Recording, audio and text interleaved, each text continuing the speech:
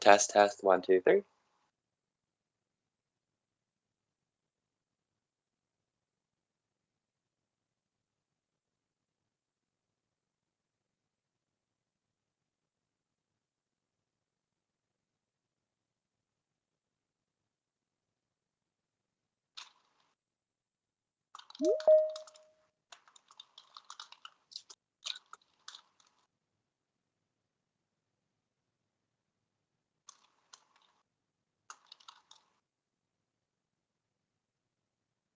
Oh, it looks like he's here. Oh.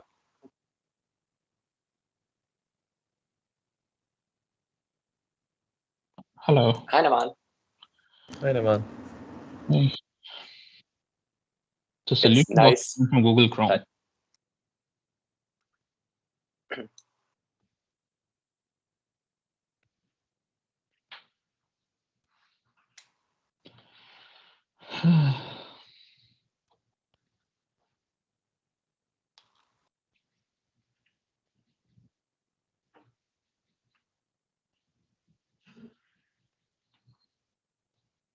So how have you all today been?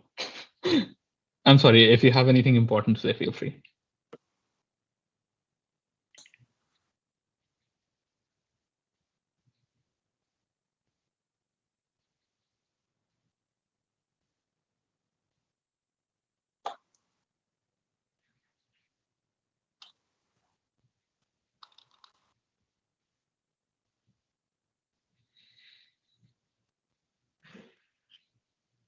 that's exciting. We're internet famous. Right, we're internet famous.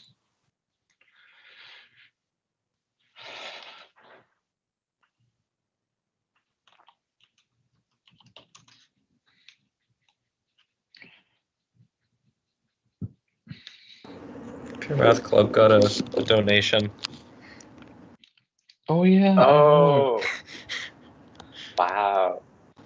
We're working out the terms of the agreement, but you know, we it also came with like a thing of pods which expired a year ago. Pretty premium.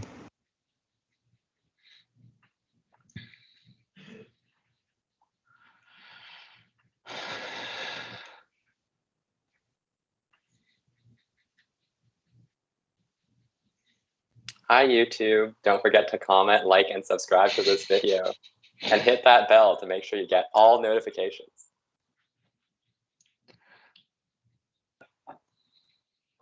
Does WUSA have a merch store?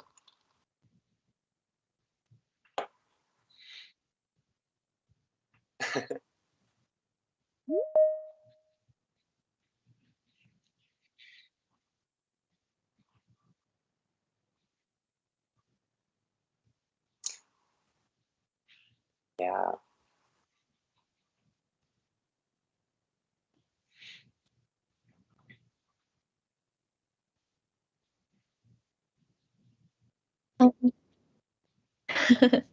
Yes, I suppose, interested in hearing, although I wasn't aware that I didn't read the instructions very clearly and didn't know that I was asking any questions if I was here. I was like, oh, I'm sure there's a list of questions somewhere and I can just listen. You can also just hang out. It makes it look more populated. True. Although I'm stuck here in attendee land. So. Oh, I guess you guys are all in attendee land as well. Does that mean I can? Oh, that does. Okay. Hello. Hello. Good to see you all. Are you in the PMC office, Evan? I am in the PMC office.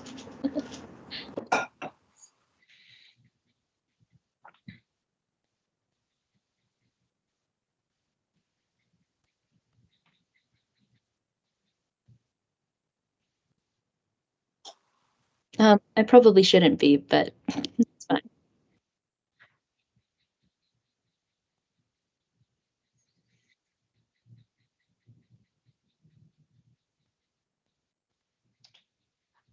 Chen, are you going to be presenting things? I actually don't know. I can always present things. That's my secret. I'm always presenting. That was alarming. You moved me to attendee and suddenly I was muzzled.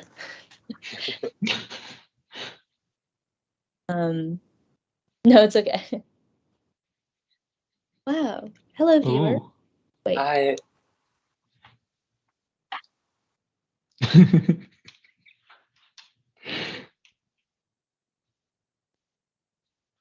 Oh, it's an Aberrage. Yo. Hello. Hi, Aberrage. I'm not answering questions. I just have my camera on.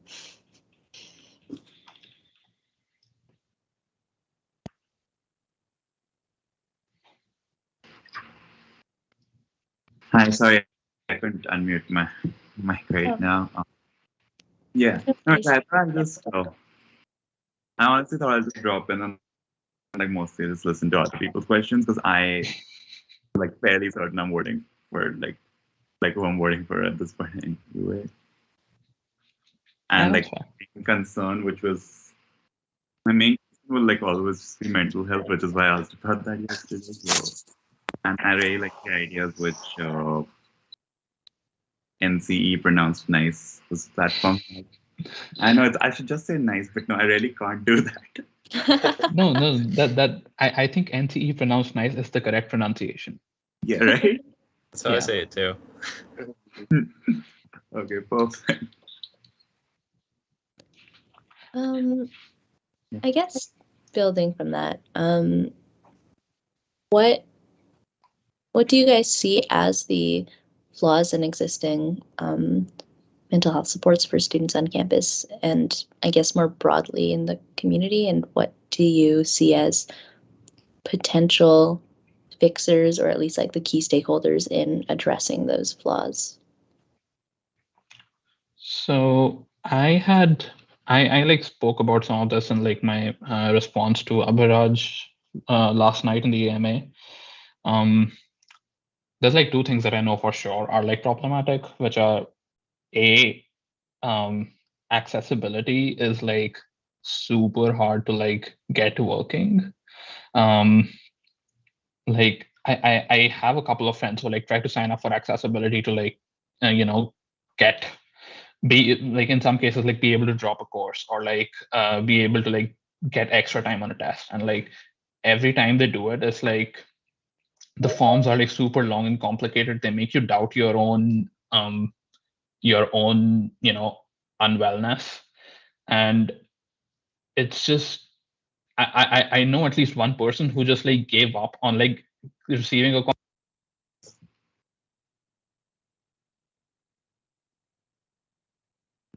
I think the audio went away. That just me. No. Yeah, no, and your mic just cut out. Is this a Linux moment?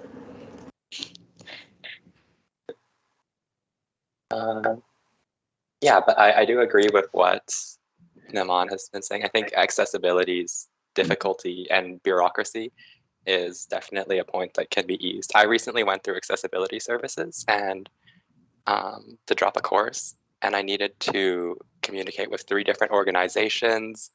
I sat in on like 3 or 4 meetings across those organizations, and there were about like 15 different emails back and forth before I got the accommodation approved, and the whole process took about a month.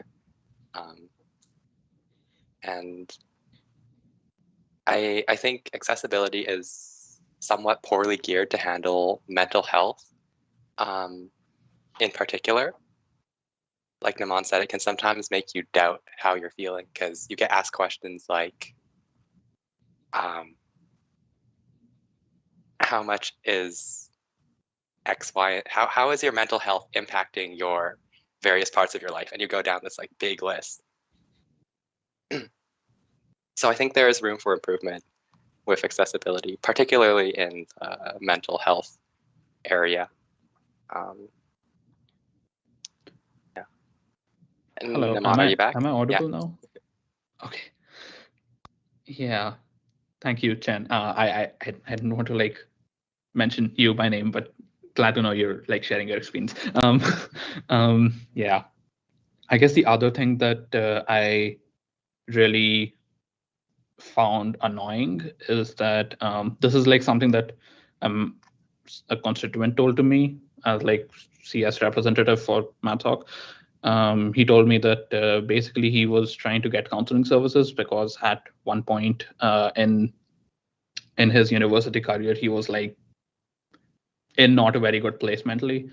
And counseling services hours are like Monday to Friday, 9 to 5, which is like when you have classes, which is it makes it very hard for like most students to get counseling services. It makes it impossible for engineers to get counseling services because they have like block classes in that exact time period. And yeah, like if you're like a first year ECE student, you're kind of like stuck, you know. So I don't know. I don't know how feasible it is to get like improved hours for counseling services, but it is something that I want to explore. I think I sent an email to like Steph and Catherine about this. I don't know what you guys have been up to. I hope you've been doing things. So yeah, just like do more of those things as well. In general, I feel like I need to like educate myself a little bit more about mental health issues before I can completely say how I'm going to work towards fixing it. But you know, these two things I know for sure, and I'm definitely going to be like looking more into and researching more so I know what best course to take in the future. If I could add something, I know I'm not running, it's just a couple of issues I've faced from just like my personal experience. Firstly, with counseling services, like the thing is, what I've noticed is the 9 to 5 part is still like a little more flexible. The other issue, which I mean, it still needs more flexibility, but that has still been able to get like, 6 o'clock or like early, like just like 6 o'clock, 5:30, like those kind of like where the counselor's been able to push it like a little towards the earlier part of the evening. But the other issue has been with the the 6 session limit. The thing is, luckily, like my counselor was like chill enough that I had like 9 sessions with her, and I had 10 sessions with her because I have one more coming up next week. But that's it. Like even that, like like every session, like after the 6th one, we were basically treating as the last one, and then we kind of like we took it as one session at a time. And I don't love that because the thing is, technically, yes, what you can do is you can do 6 sessions, then you can go to Empower Me, do 6 sessions with them, and then hopefully by then the next year would start when you could go back to counseling services and hopefully get your previous counselor again. But the issue is like I would much like and I'm sure other people would agree that I would much rather have like the same counselor, because with the 6 months of groundwork over there with of issues I've been facing, they understand it. So I don't want to start at square one again there. B, so I have like 3 major like mental health concerns. Like this was one. B was with again accessibility. Accessibility isn't like the thing is the way like I think you already covered this, but like to even like hammer home the point a little bit more, the issue is it's I recently got diagnosed with ADHD.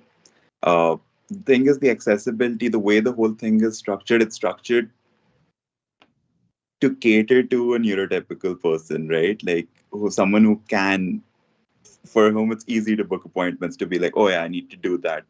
For someone like me, it takes like an entire week just to be like, oh, I need to, because they'll send an email, okay, let us know when you're free, and then like responding to an email takes a lot of time. So that's not, and I have to imagine like having online availability, like like having an online calendar can't be that tough, right? Where someone can immediately do it as soon as, and and like I understand, like as a certain like it isn't completely easy to cater to neurodivergent people at all times, but it still needs to be a little more accessible for them, as it's in the name.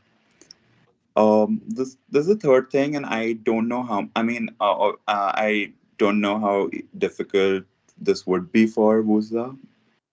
I don't know how, and this is maybe a more long-term thing to look at. I don't know, but this is I guess a two-parter. One is like working with health services for this, and B like looking at the student care coverage for this is learning disability testing is I think covered only for 400 up to like $400 an academic year. The issue with that is if you're unable to get like health services to refer you to a mental health physician and you need to go for a private testing for any learning disability, 400 is barely like I was doing like a lot of research and the cheapest ones I could find were like $1,000 and stuff. And the thing is, maybe with like 400, like for me, it was like a big enough problem that I went ahead with it anyway. For someone else, it could be cost prohibitive, and that's an issue because university is like one of those times where these like I mean mental health issues like affect you throughout, but university is one of those times where just because of the like the workload and everything, it's affecting you to a much larger extent. And at that point, this being like a cost prohibitive thing isn't a great idea. There was actually and this is like obviously not a problem limited to UW.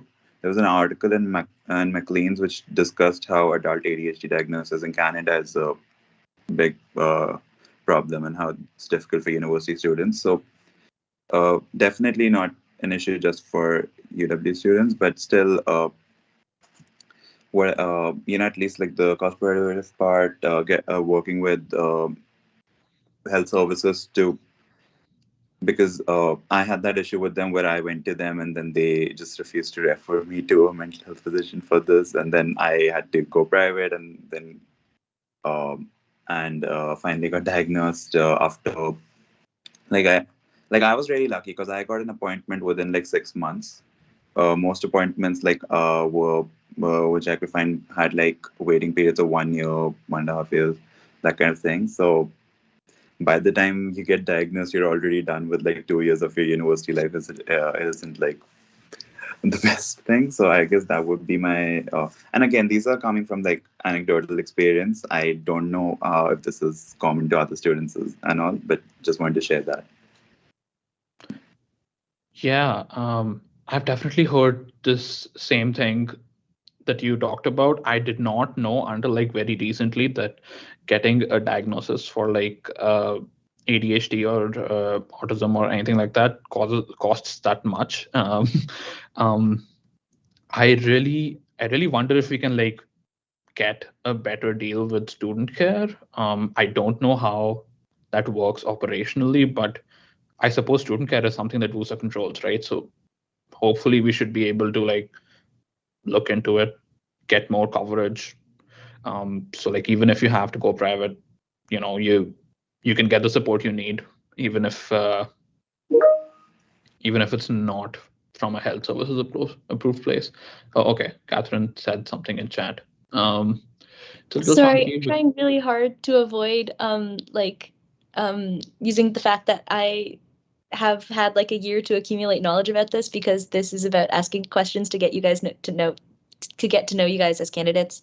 But I feel a little bit of an obligation to be like, here's a little nugget of information that I had the ability to collect. Please take it and run. No, that's completely fine. Yeah, I think it's really good that you have this information, and like we can learn from it, because at the end of the day we'll need to like have this information if we like become directors, and we need to like implement these practices, right? So there is coverage under OSAP even if your diagnosis comes back positive. That is it's like a separate application thing, so it's a little bit weird and not everybody knows about it, and like everyone mentioned, like it's expensive. Like I think right, like $3,000 is considered below standard cost. I am not intimately familiar with the interaction between our private insurance and between public staff. Maybe it's not OSAP, maybe it's OHIP. I don't quite call. All right. But it is one of the weird ones. Yeah. We Get that. I just feel like that would be something like worth looking into because like mental health and learning disabilities are like a major concern among university students that would be relevant to us. And Okay. and I understand that's like one of the tougher areas if I have to assume because that's not just because there's actually a financial aspect involved there. So which looking into that, so I completely get that. Just like I thought since I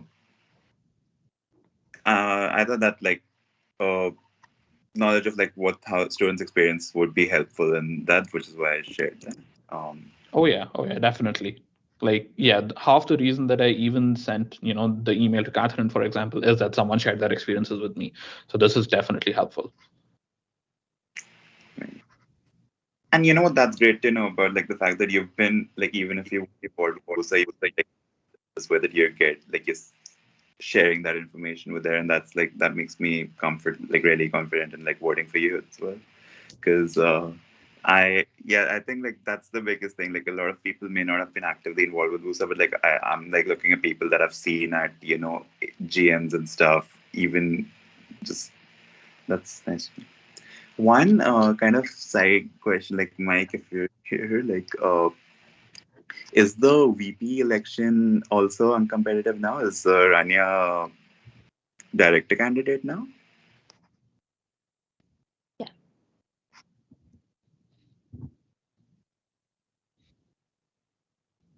Oh.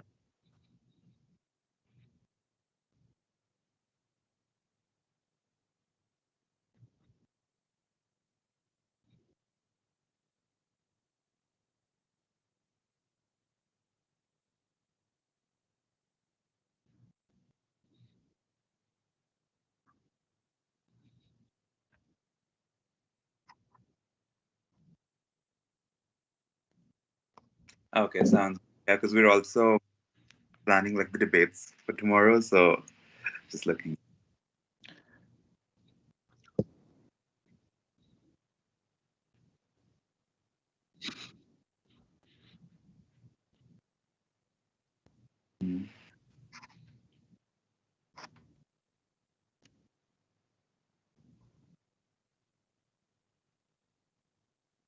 Yeah, we've been like discussing questions for the debate. It uh should be fun getting to know the candidates. Yeah. Honestly, the debates sound really fun. Oh, okay, go ahead. Oh, no, sorry. I was just cooking up a question. If you had something to say, please go ahead. Oh, like it wasn't important. And the questions are more important. Go ahead. Oh, I was just wondering, I guess, what your experience is like interacting with different types of stakeholders and what your approach to those sorts of meetings are, especially when you're looking to where the foundation of that conversation is basically you are doing a bad job, here's what you should fix. Yeah, just like how you approach those conversations and what your experience with that has been and what maybe you've learned that you'll take into this position and whatnot. Yeah. So the one thing that I have seen is, okay, so in this case, from my experience, the stakeholders in this case have been like CEE, and like I was on the co-op student council for a while, and I think the most important thing is to acknowledge where they've been doing well, because if you don't do that, then the conversation kind of becomes combative, and they start getting defensive, you start getting offensive, and like nothing gets done. So I think it's like really important to like acknowledge where they've been like doing well and like what are like the things that you appreciate about them. And then after that, you're like, okay, this stuff is great. And also, can we also make this other stuff great, right? And I think once you build that base and then move on to the stuff that you think needs fixing, they become a lot more receptive to feedback. And yeah, it's just sometimes things take time. So I think it's also important to like acknowledge that and like be kind of graceful about it, because again, this is like goes back to CE, right? I sent an email to one of the CE directors about like a concern that one of the students had brought up regarding full-time job positions, and it basically boiled down to me telling them something, they telling me, okay, can you like do like a survey-ish with the students and like check that this is actually a problem? And I did that. I got back to them, and then they just like kind of ghosted me for a month. Turns out they were like, changing job roles, and they were like super busy. And I kind of get where they're coming from. I wish that they had responded faster, but at this point, being mad at them doesn't help. So I guess where I'm going is like pick and choose your battles and keep the other side somewhat happy, so that when the time comes for them to like do something, they're happy to do it for you.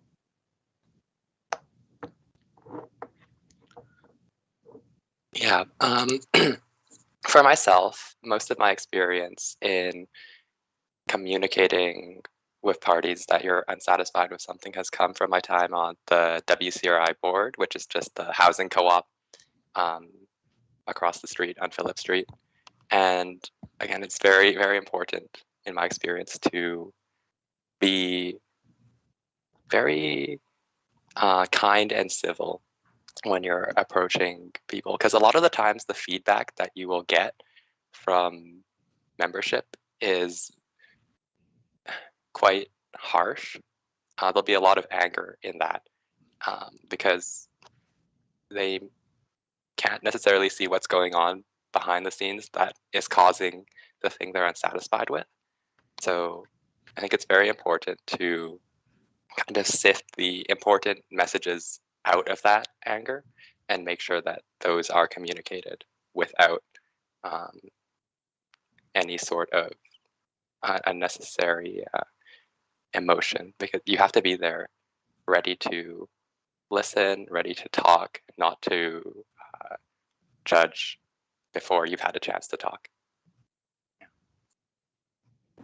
I haven't had many direct meetings with these kind of stakeholders, but I have sort of, I guess, indirectly interacted with them. And the experience I'm probably going to cite here is last term when the MATSOC Vice President Academic, Vincent, was working towards banning proctoring software. I was helping a little bit on that. And I had some sort of informal discussions with him about strategy and how we should approach that.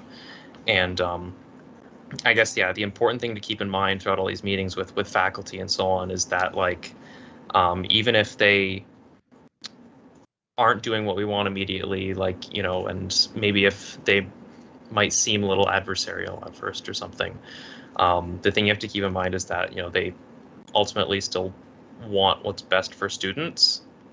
At the end of the day, they're not like, out to get students or anything, and they really want to do the right thing. But it's just a matter of sort of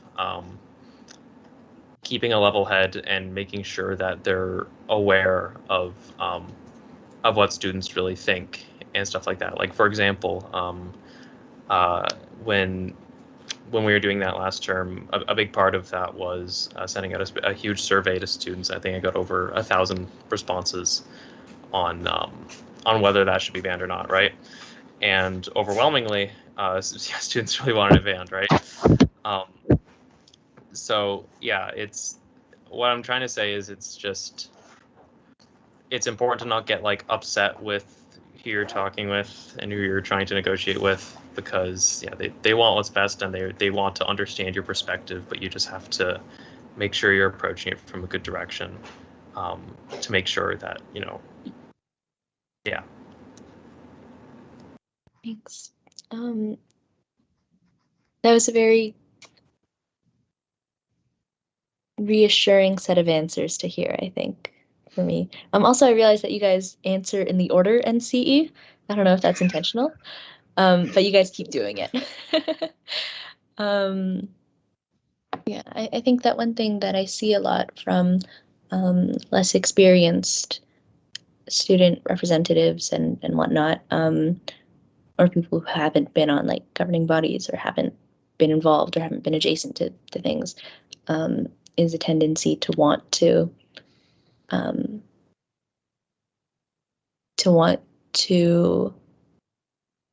be a conduit for that anger instead of being a translator for that anger. And so it's really reassuring when hearing that sort of acknowledgement of, those people usually wanting the best thing for students as well, and the importance of being that sort of buffer and translator and acknowledging both sides of that conversation. So that's very nice to hear.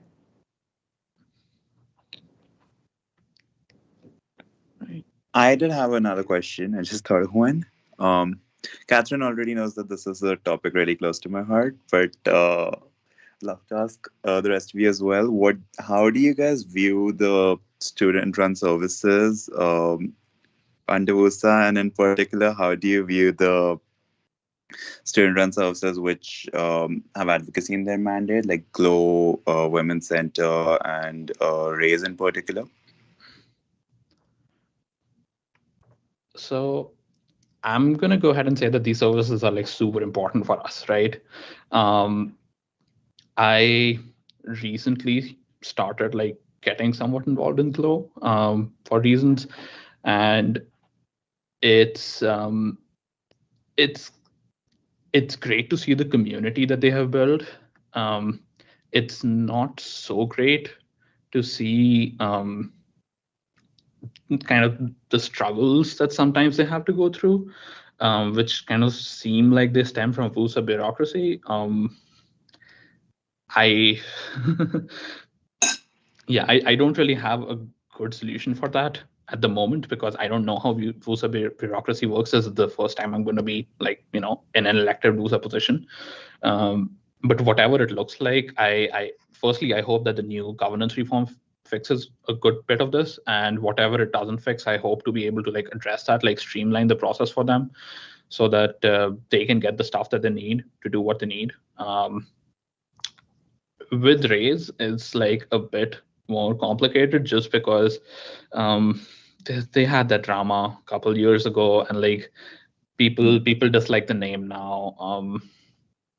I still think what they're doing is like super important. And I think it's important to protect that, even in face of, some people not necessarily realizing what service they're providing.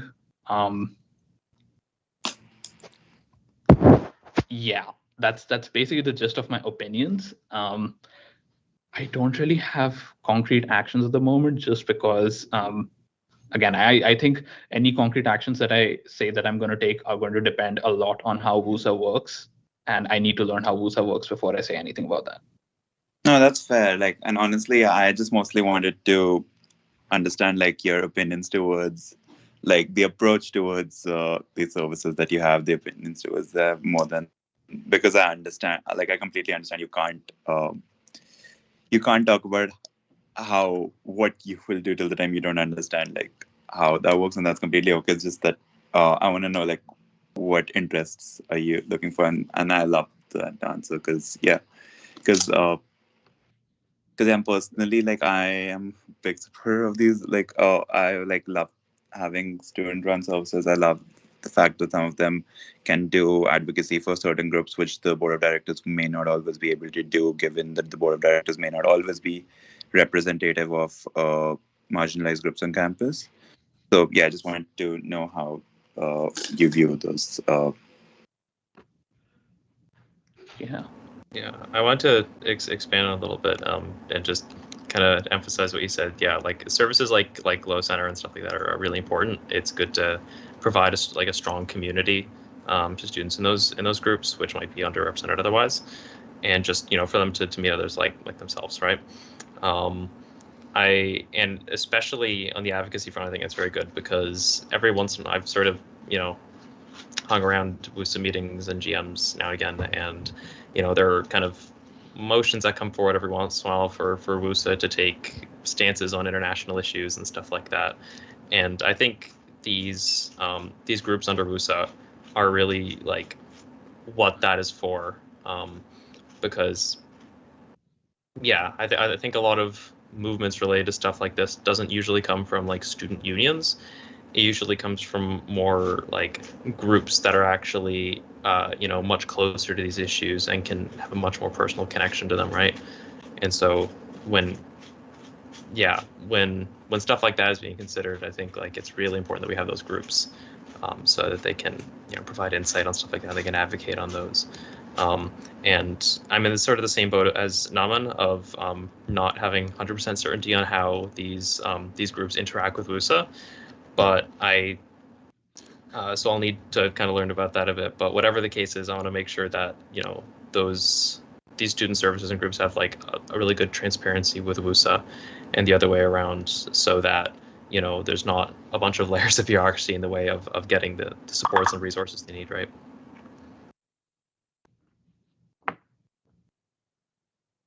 Thanks, Evan. Thanks, Naman. I totally agree with what Evan and Naman have said. I'd like to talk a little bit more about a part of my platform that I'm quite passionate about. Student services, one of those things WUSA provides are WUSA clubs. I'm currently the president of the drag club and have been for this last term, so I have some experience in what challenges clubs face, and that's part of the reason why I'm running, because one of the things that I'd like to tackle is just funding for clubs, because at the moment each club gets up to $75 from WUSA per term, and every single club just gets this amount no matter how big or small they are.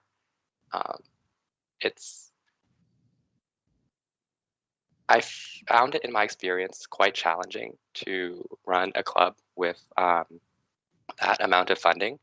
Some of the clubs that are under other student societies like MathSoc or NSOC receive potentially thousands of dollars of funding each term, which gives them a lot of capacity to run like big impactful events. Whereas WUSA clubs sometimes need to fundraise on their own or find out alternative means of funding, which can be quite challenging, particularly for small clubs or newly started clubs. I think that clubs contribute a great deal to like the vibrancy of the university community, and also just creating different spaces where different people can just hang out and find people who are similar to them. To that end, I am hoping to explore other avenues of funding for clubs, perhaps a system that assigns more funding based on how many members you have or how long you've been a club for, or maybe like a funding pool that clubs can apply to fund certain events. Obviously, more investigation needs to be done before anything like gets brought up to the board, but it is an issue that I would definitely like to work on as someone who has seen what clubs can do with more funding and what challenges clubs face when they don't have as much funding.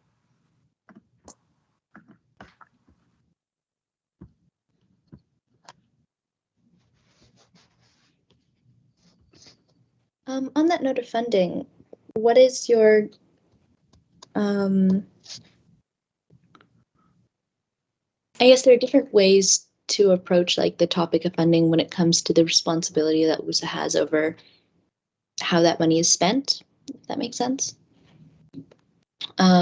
Where, for instance, at MathSoc, when things are budgeted for clubs have to make very clear what events are being run that term, and that's why this is their budget and stuff like that. Whereas a WUSA club, that $75 and whatever money they fundraise otherwise is fully like to their discretion of how it's spent. Like if I remember correctly, MathSoc clubs, even if part of your revenue is coming from external sponsorships or whatever, in your expenditures, you still have to make very clear what that money goes toward, like how you're spending it. Whereas WUSA clubs are empowered to spend indiscriminately.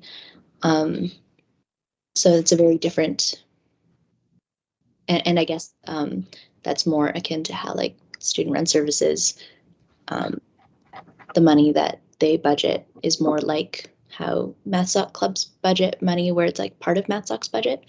And it's very clear, like, oh, this is what that money is going to be spent on. Whereas clubs, you don't submit a budget the same way, if I understand correctly, and that's money that you can just get from reimbursement. So how do you sort of approach that question of responsibility to how that money is spent, especially when it's, when it is student fees? So I think one solution. Oh, Jen, if you have something, I think Jen should go first because Jen is more. Yeah, that's definitely a very good question. It's one of the things that's been on my mind too. How do you make sure that if you're giving clubs more money, they're spending it accountably and in a way that benefits WUSA students properly, instead of just for things that are perhaps frivolous or only benefit, like, say, one or two club execs.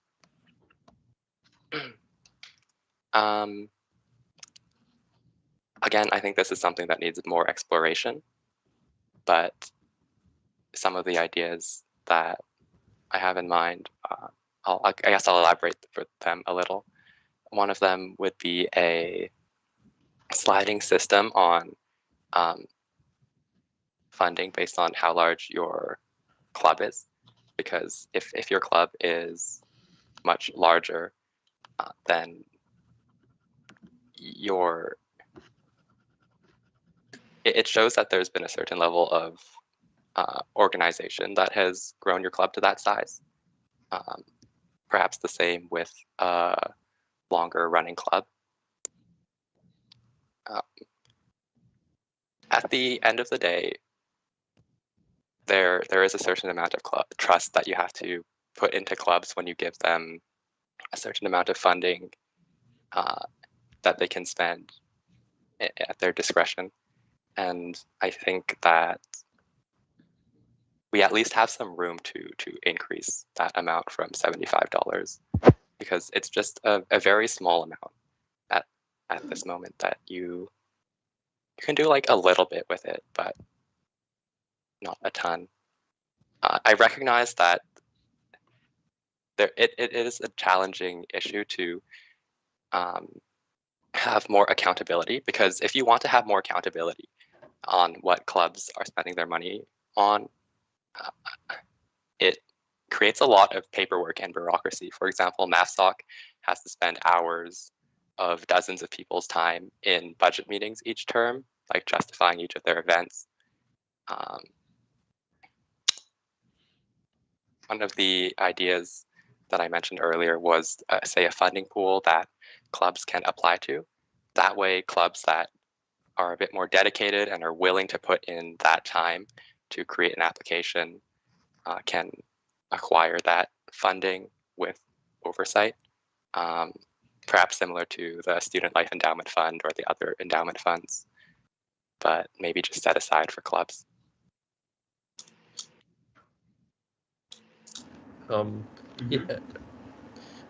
Yeah, I've kind of, I'm personally, like, the only thing I have to really say about this is, just 1 second. I'm not totally averse to the way that MathSoc budgets things personally. I've been on MathSoc Council for a few terms on board, and in those meetings, it does take a long time, as Jen said. They can go for a very long time, but it does ensure that clubs are doing things responsibly and are like thinking about how they want to spend their funds that term, and it just provides good justification for giving them that money, and it holds them a bit accountable, for instance, because they have to justify how they're going to be using that and why they're asking for a certain amount, and then it's up to counselors if they're not satisfied with that, right? So I think a system like MathSox wouldn't be terrible if we're looking into giving clubs like maybe like less strictly bounded amounts of money. That's just my thoughts.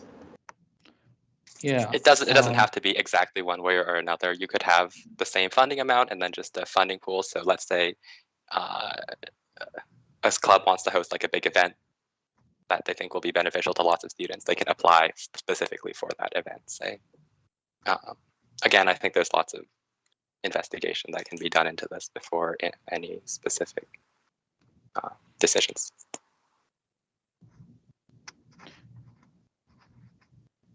Yeah, I guess one thing I would like to just finally add is that in addition to the accountability, one benefit you get from the MathSoc-like system is that it gives you a lot more flexibility where, a club genuinely might not need to spend $75, right? And another club might genuinely need to spend more than $75. And when you have a system where a club only spends as much as they need to, that you can account for that. You can move things around. You don't have to like set aside a block of money for each individual club. And I think just having that flexibility would help a lot in the funding issue without really like increasing the amount of money that you have to charge students for it. Yeah. That said, there are definitely like some things that we need to consider, particularly around scaling. Like, I don't know if MathSoc system can like one-to-one scale to WUSA's size because there are like so many more clubs. There are like so many fewer directors. There are like hundreds of clubs. Yeah, so we probably want to work on something that's a little bit more accessible and a little bit more manageable. I guess MathSoc's system is just a model that we're like all looking at because are we all math students in this chat right now? I think we are. Yes. The Jen's half engineering, right? Well, yeah.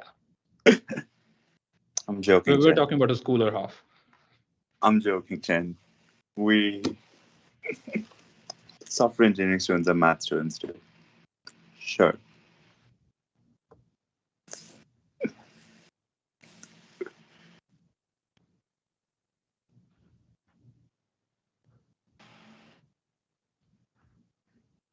Yo, Mike has a history being a math student too.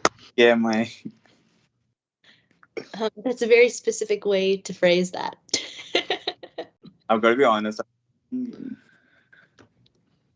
So I was looking at the, the students who are running. It's basically going to be like a math council with a couple of other students.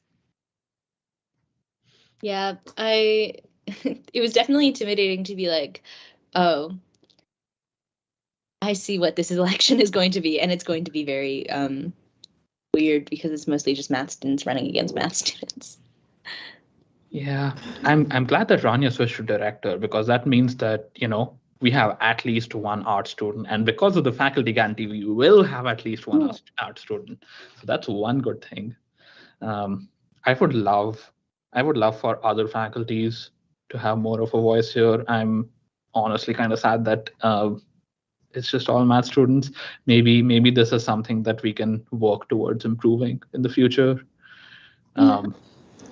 I guess I just wonder because they had the option to run and they didn't. So I guess constituencies would have fixed that. That's true. Down to student engagement at the end of the day. I mean, obviously, like part of it is like definitely that math students are more involved for some, like at least in the recent past, like they seem to have been more involved than other faculties. But I guess the larger point of student engagement is always there. Like WUSA's student engagement has been fairly low in the past couple of years, be it in terms of voter turnout, GM meetings. If I remember correctly, didn't we reduce the GM quorum as well this year? Yeah. I missed that meeting, so that's why I wanted to confirm whether that happened. But yeah, so I think that whole engagement issue is definitely something which hopefully should improve in the future. But speaking of that, do you guys have anything to address that? Like, do you guys have any ideas, and even rough ideas at this point? Because, yeah.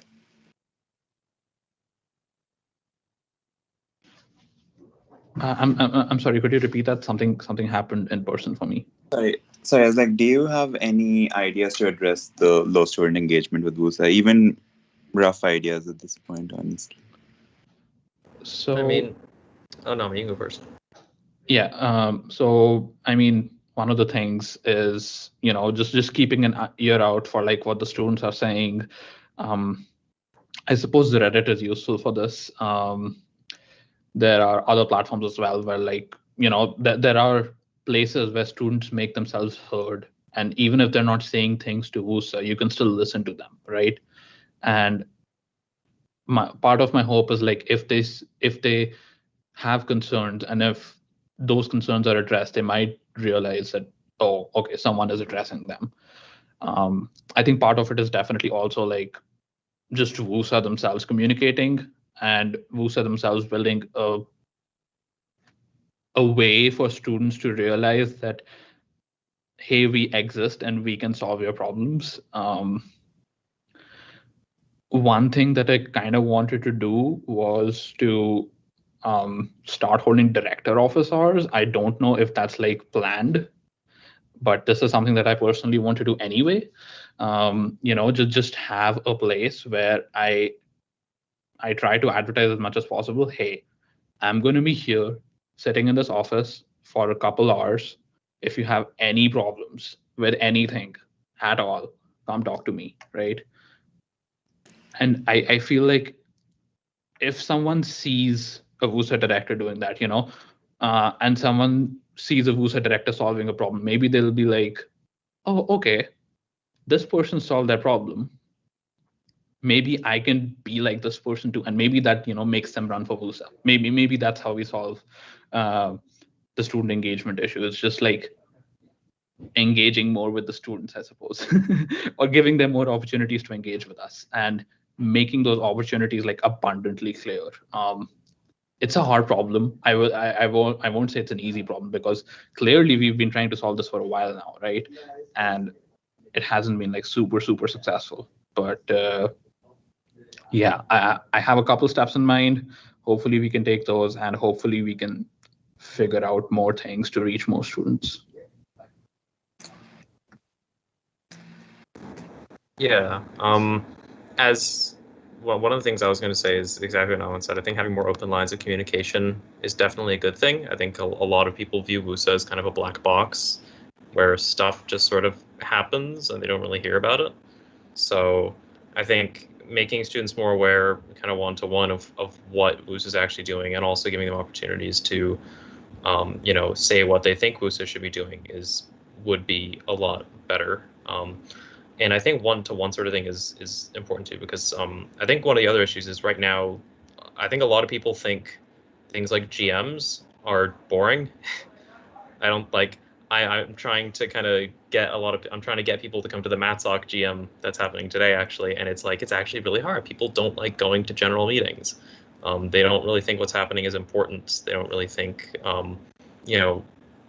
they think it's just going to be bureaucracy discussed there. And I guess, to be fair, for the last year, it has been mostly bureaucracy, right, with the new government's change.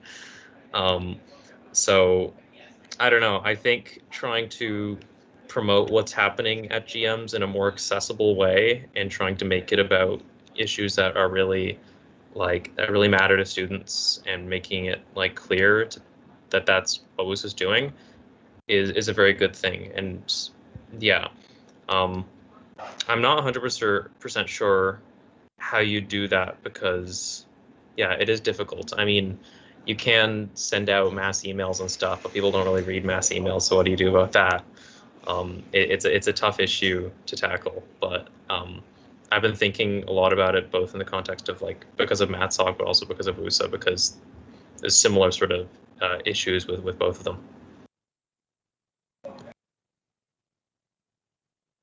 I sort of wanted to ask for clarification on the question. Was there any particular facet of student engagement that you think could be improved? Is it specifically the number and representation of people running for board? I mean, definitely that is part of it, like the number of people who are running, as well as the voter turnout, or the the number of people who show up for GMs for that matter. But I guess beyond that, just the fact that I have felt that most students don't seem to care about what WUSA is doing. Uh, because like if you go on Reddit, then you find like this really anti-WUSA, like negative side of it, and then there's like people who are involved with WUSA who are like wait fairly pro WUSA, but like the average student just seems to like not care about WUSA's existence, and I think that that seems to be like my biggest like student engagement issue in terms of WUSA is that um, very few students who are not actively involved with WUSA are engaging with WUSA, and how do you change like, and again, like I understand this is something which will always be like how do we do that, like I'm like, so I don't expect anyone to have the concrete plan for that right now, just wondering if you have any ideas or any suggestions there. In what ways would you like to see students engage with WUSA? I mean, the more obvious ones would be in terms of general meeting presence, higher voter turnouts, you know, even hopefully competitive elections in the future. Uh, more, I mean, I guess that would be the most visible part. The other part, as I mentioned, would be that students just wanting to be aware of what's happening with WUSA, which I think would translate into the things I mentioned earlier, the higher voter turnout and everything.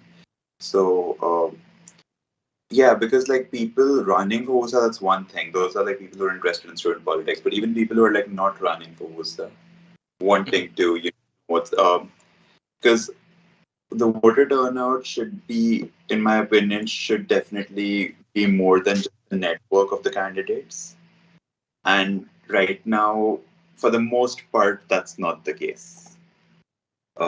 Like for the most part, like the people who are voting are just people the candidates know, and then their friends or like two or three people removed, but uh, not so much, you know, average students who don't know any of the candidates but want to see like, and that apathy towards WUSA is something that's always concerning to me. Yeah. Well, yeah. Thank you for the clarification. And with regards to turnout, I have some mildly, perhaps spicy ideas. Number one, regarding the board of directors, I noticed that the honorarium amount of something like $1,000 a month was not mentioned in any marketing material while recruiting for board of directors. It was only after candidates had received 25 nominations that they were told that they would receive an honorarium of $1,000 a month for being on the board. I believe that if this number was advertised more heavily, you would have more people running. They're intense, perhaps not as pure, but I think you would get more candidates. Number two, regarding general meeting turnout, a lot of times our general meetings are incentivized by, say, food, which lots of people show up for. For example, at the in-person general meeting I attended back in first year, we got like quorum of 200 people. Food was served at like the mid-break, and after that, lots of people left. So perhaps if you gave everyone a $10 gift card for showing up to the entirety of GM straight to the end, I think that would also greatly increase turnout. Yeah, similar thing for voting. $2 to your walk card if you cast the vote. Again, very radical ideas perhaps, but I am just, if with perhaps adverse consequences. But yeah, it looks like our time is nearly up, so I thought I'd just throw that out there.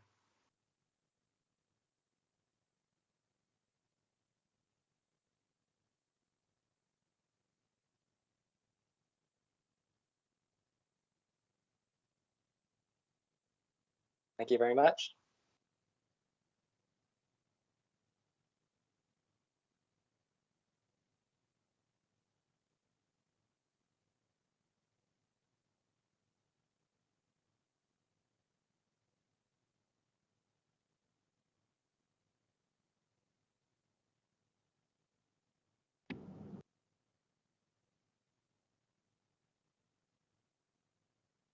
Hello, can you guys hear me? Yep. Okay, that's good. I don't have my AirPod right now, so maybe the sound may be a little bit weird. So I think I have Kunal with me and another candidate. Let me check.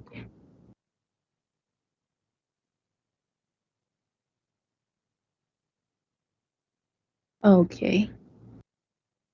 Kunal, do you want to turn on your camera? Hello, can you guys hear me? Yes. Okay, perfect.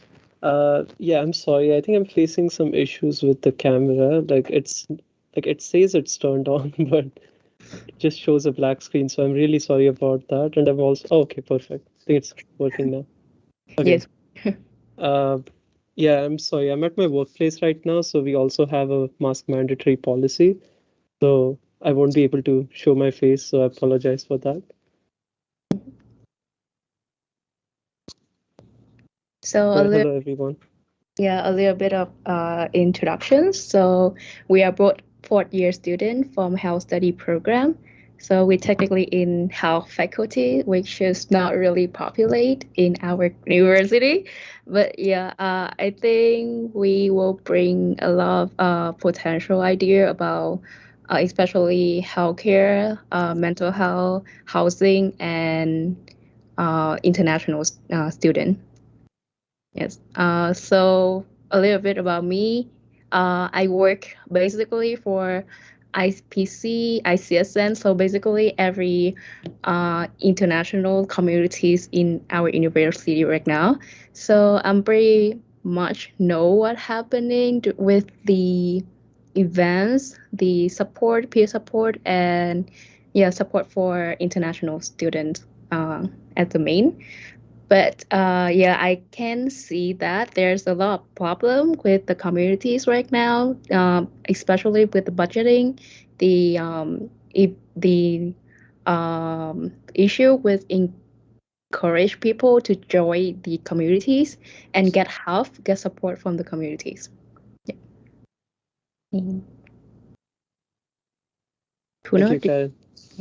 Yeah, so also was one of the reasons that's why we decided to team up, that we had some uh, ideas that overlapped, and we also have, since we're both international students, we have some specific issues that we want to target towards international students, such as mental health support and health services, which I have also experienced myself, that it's hard to access.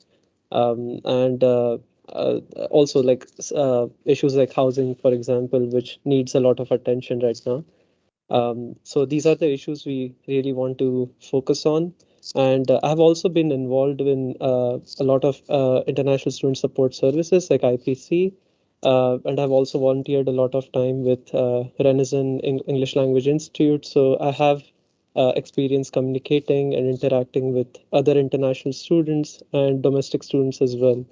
And I would like to use that experience throughout the past 3 years that I've gained on this campus to advocate for those issues. And just another pointer that I want to, like, the current services offered on campus are definitely there for students, but I feel that it's more surface level.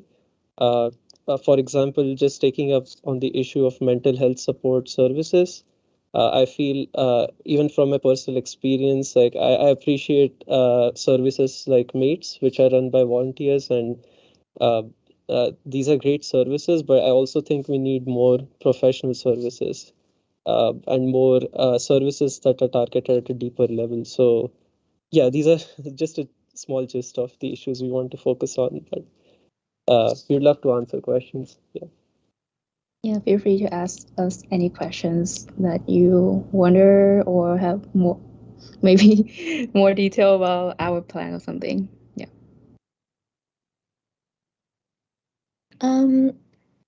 I'd love to hear about what sort of experience you're hoping to be able to bring to the table in terms of interacting with stakeholders on campus, I guess. I don't know whether you've had like direct experience, but even if you haven't, I'm sure there are lots of other applicable skills that you have to bring to the table there, and what your sort of approach is when it comes to asking, for instance, for certain things from a university administrator.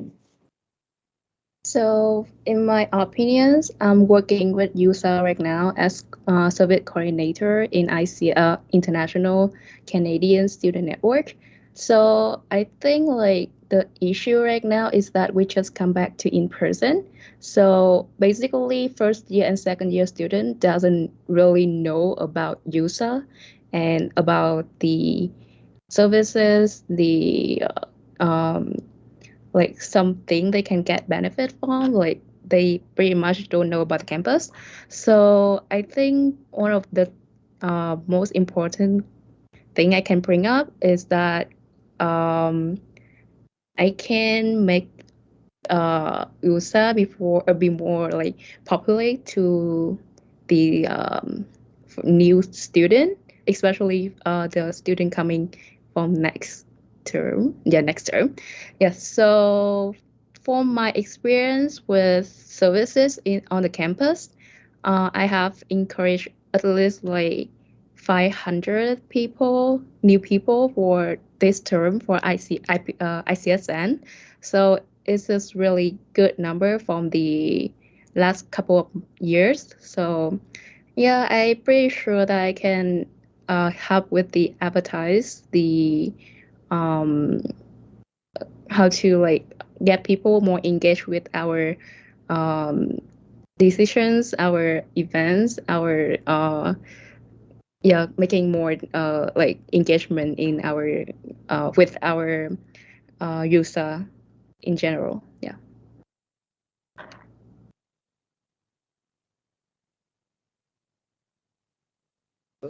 Yeah. So from my side, I would like to mention that most of my experience has been very informal. I'll be very honest about that. Like I have not been directly involved with WUSA, but over the past 3 years, I've faced a lot of experiences which uh, I had to use a lot of services on campus, and I just feel that like this kind of highlighted a lot of issues for me, and then what was lacking on campus. And that's why I wanted to advocate for those issues, and I was always looking for avenues to do that. So in my second year itself, like I have been volunteering a lot. So when I say informal, it's mostly through volunteering. I have been volunteering for IPC, Renizen, and a lot of other resources, orientation. Uh, so I just want to, use that experience to, and my experiences to kind of make sure that these issues are highlighted and brought up when we are making changes to uh, like how things are run on campus. So yeah. Thanks, I appreciate both those answers. Thank you for asking the question. Thank you. Yeah.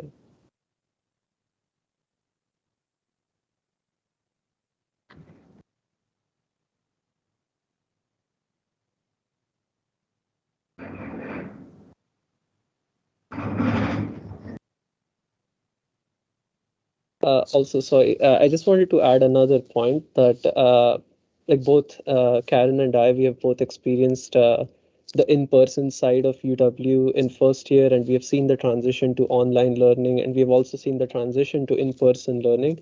So that's something that I feel is important in terms of discussing the future pathways and how we go ahead in terms of planning for future events and advocating for issues on campus, learning from the pandemic. Because the pandemic was a very difficult period, especially for international students as well. And I was back home. It was very stressful, to say the least. And I think that there were a lot of issues that we faced additionally to what was experienced before the pre-pandemic, so which we need to highlight now. So that's something I wanted to highlight. Yeah. Yeah, I can see like in the past term, I can see like WUSA have a lot of events, like social events, to encourage people to know more about WUSA. And we also have several student-run services like ICSN, MATE, RACE, GLOWS. Yeah, I have participated in the collaboration with these services as well. But the thing is, it's very hard to get people to like to know more, like to get into the events and to know more about USA. So yeah, I think that's one of the really big problem right now with the student. And because if they don't know about the services, they will not get more like help and support from the services that already exist.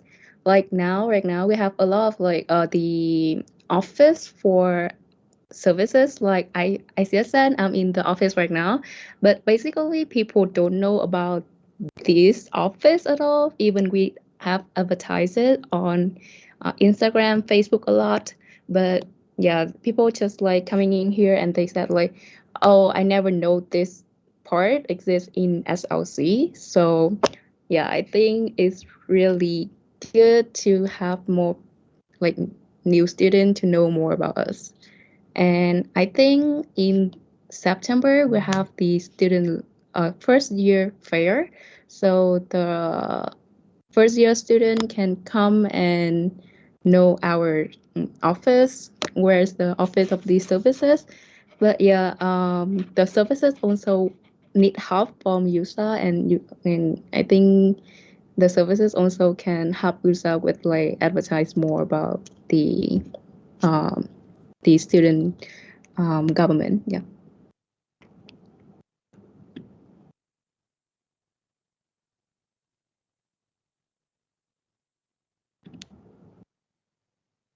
Also, if I may add, like there was one point which I really liked. Like there was an earlier speaker who mentioned something regarding voting and the $1,000 honorarium, like which I was also not aware about before nominations began and before nominations were completed. So I think that that's a very important point to make sure people know, because yes, we would have more candidates, and also that uh, I also feel that as students, like we all want to know where the money is being used and what services are being funded and how they are being funded, and why the $1,000 are justified should be very clear uh, when nominations are open for students.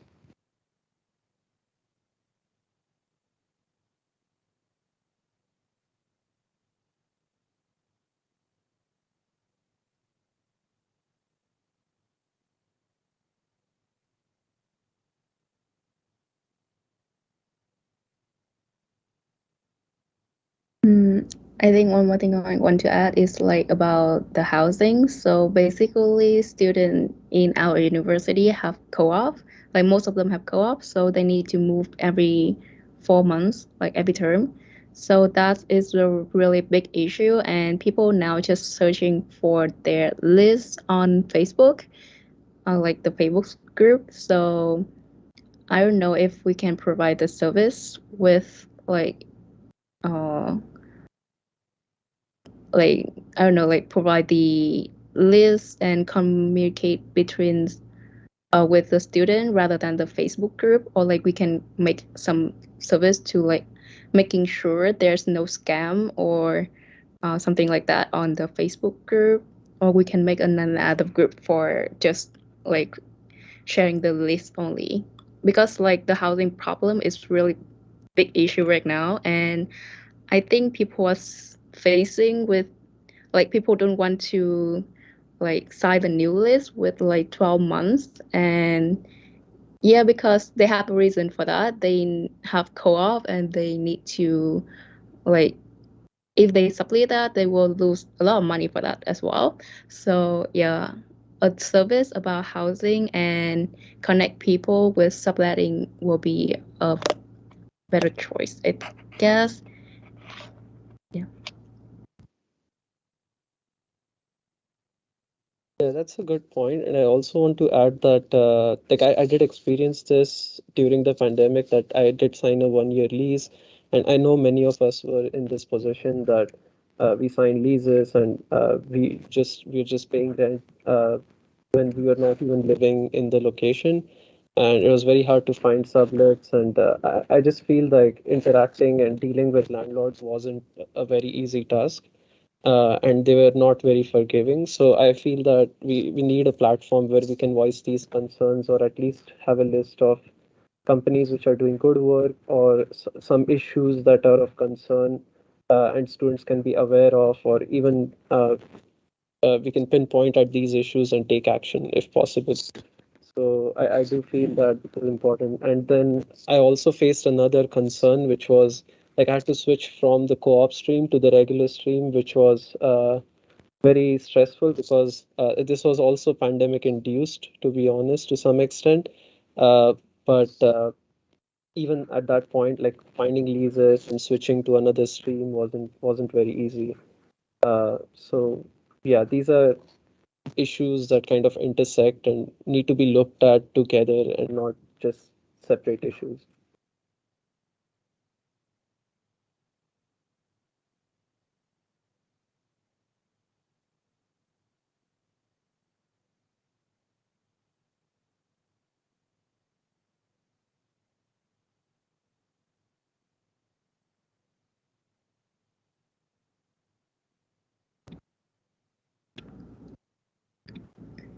And I think we have a note for one more thing over here, which is about food. So yes, so right now we are facing with the inflations and the price of the food is really high right now. Many like normal food like chicken breast. I saw the chicken breast in there is like 26 bucks for chicken breast, and it's really insane for the price. So if I think I know we have the service for food and for off-campus housing in our as the student-run service, but they didn't do much things. So maybe like we can have more work for the services and yeah, have more like policy and something to regulate it to people to have cheaper price of food and also price for housing as well. I know we have services, but we didn't do much about that. Uh,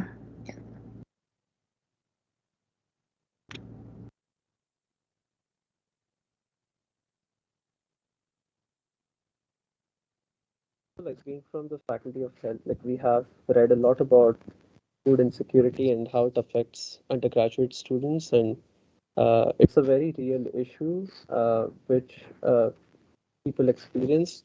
And I feel that there should be more on-campus resources for helping students overcome this issue, because food security is definitely important for every student, and it affects all spheres of our life. So uh, especially academics as well. So we need to make sure that there are services on campus which are like, affordable and also reliable in terms of food, because I see even in SLC throughout my undergraduate career, I've seen that most of the food options we have are uh, I wouldn't categorize it as completely unhealthy, but also I would like to see more options instead of just having Tim Hortons, Subways, and just more franchisees. Like something maybe we could also try to incorporate some kind of local businesses if possible.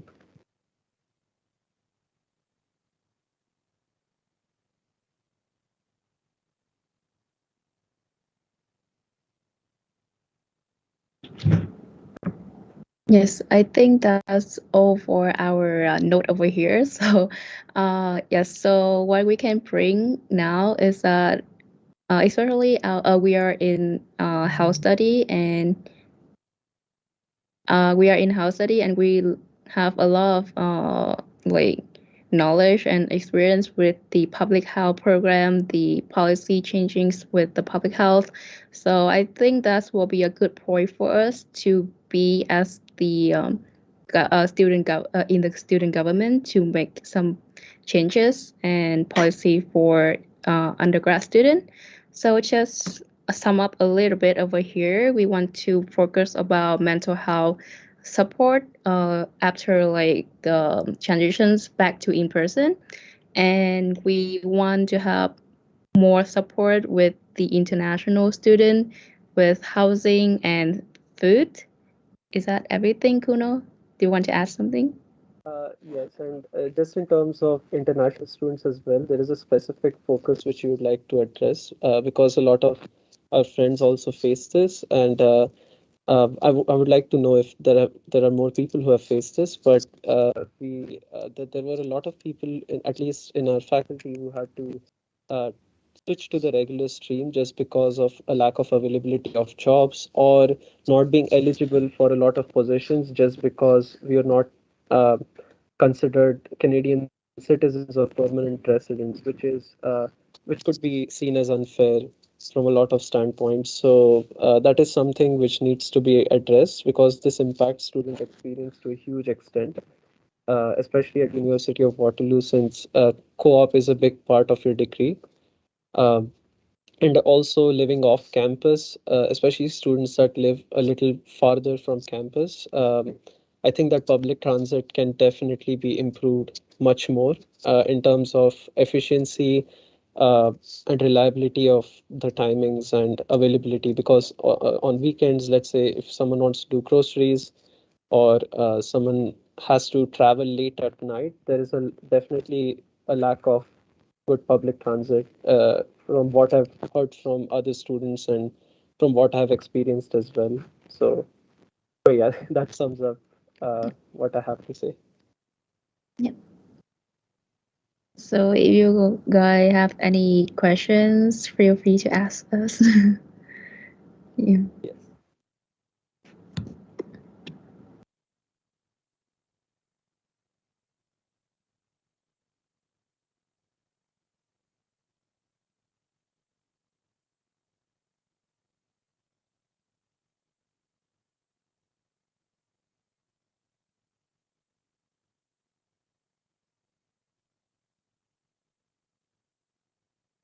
Hey Kunal, hey Karen, I'm Karmaraj. Uh, So, it's good to hear your point about international student, and I feel it's very important to address them because I have experienced that. I have experienced that too. I just wanted to ask, how are you planning that? How are you planning to implement them? The course of the time limits you might have.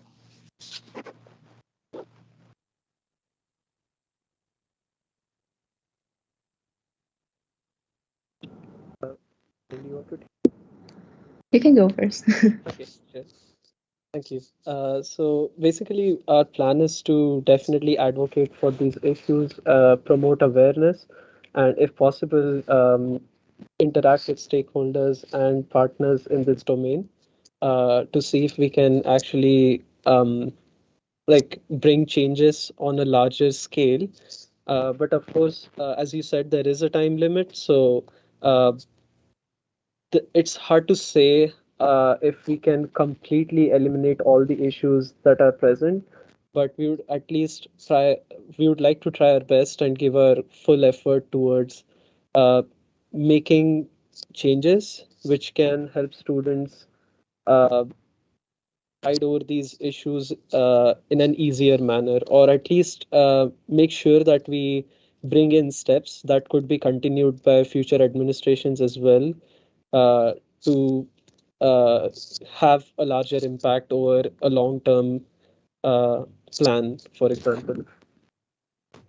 And we would actually love to hear about your inputs as well as to how we can do this.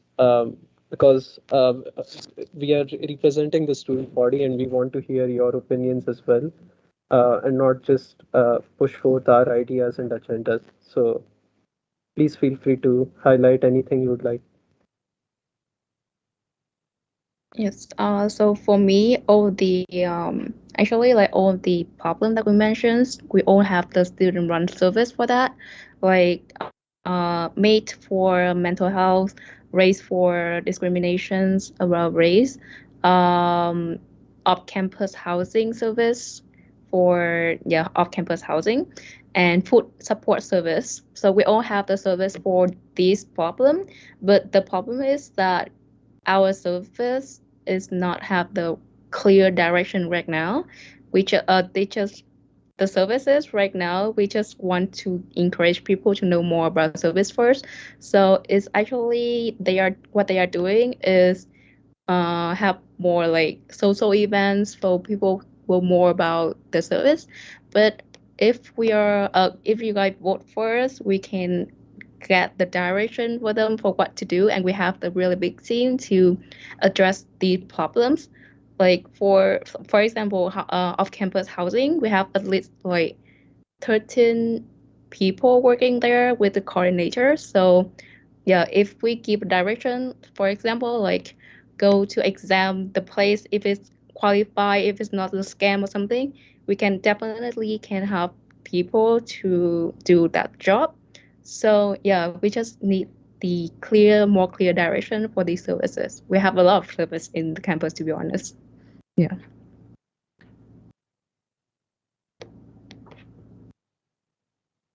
Thank you. Yeah, that answers. Thank you for asking. Thank you for your question. Yeah. Appreciate it.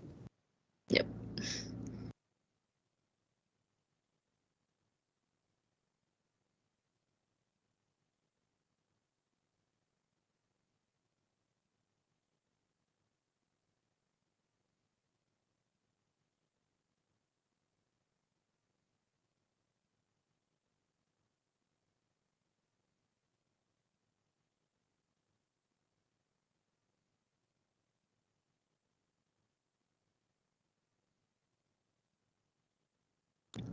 So for me, being the board of directions will have a lot of responsibilities with especially the undergrad student, and yeah, for make some changes for them, especially about the problem that we just addressed, like housing, food, and stuff. Basically, if we work for one term, it will not make too much changes, or just like adjust it a little bit.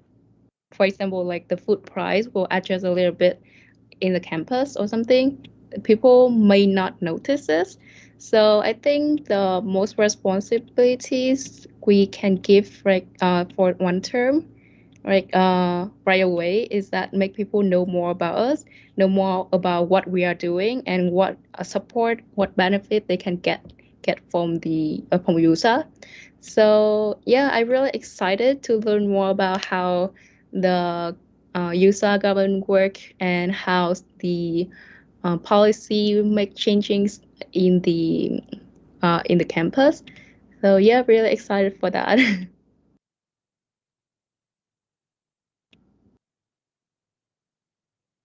Yes. So for me, okay. Yeah. So for me, I think what I'm like the responsibilities I want to focus on is I would say something like strategic planning and future direction for initiatives, because we plan to be involved in a lot of advocacy, and we want to advocate for issues, bring awareness to services, and make those services better on campus, and which would require a long-term vision and planning, and it would also require coordination with a lot of stakeholders. So that is something and that is one of the responsibilities being a board of directors. So uh, one of the board of directors. So I feel like that's something I want to like focus on. But what I'm excited about is uh, learning about the policy approach towards implementing these solutions, and also what hurdles I could face in the implementation of these solutions. And as I said, that I do have experience informally, and I have been part of a council body in high school, but I have not been a part of a university council, so to say, or something, any formal experience in the university. So I would like to gain that and learn how I can apply my informal experience to volunteering and my own shared experiences to develop solutions as part of a student body. So, yeah, thank you.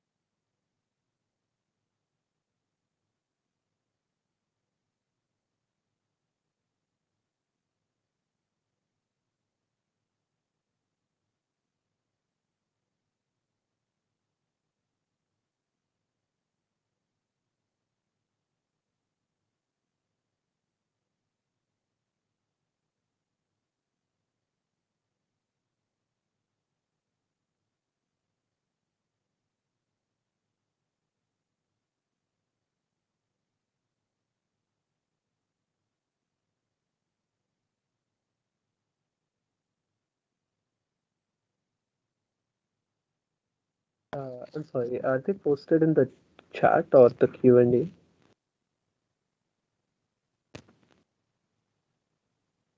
Oh, okay. No worries. Sorry about that.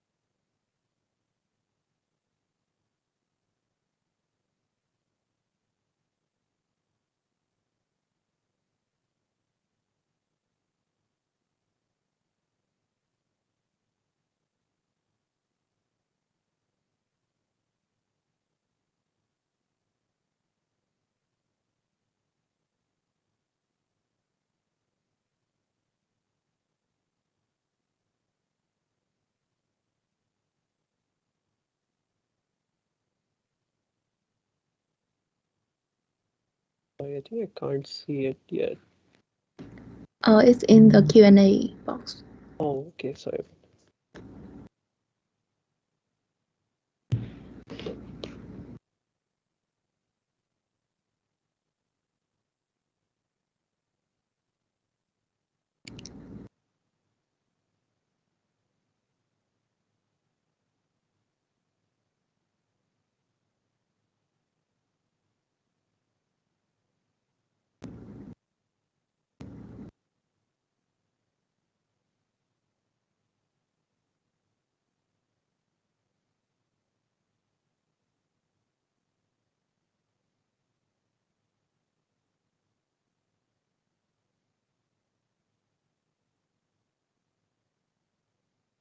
I think the Q&A is having issues for me, so if you could please read out the question, or if Karen, if you want to go first, like maybe continue. I can put it in the chat. Okay, thank you.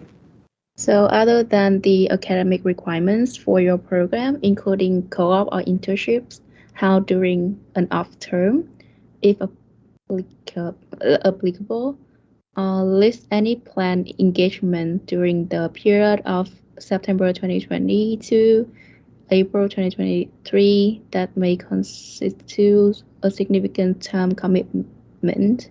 This could include, but not be limited to, other leadership positions on or off campus, jobs, planned travel commitments. Yes.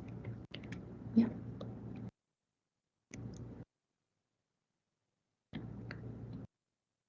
Do you want to go first? No, you can go first. No worries. Okay.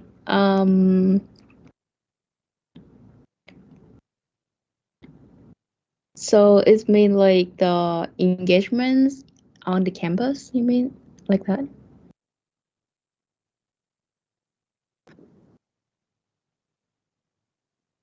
Okay.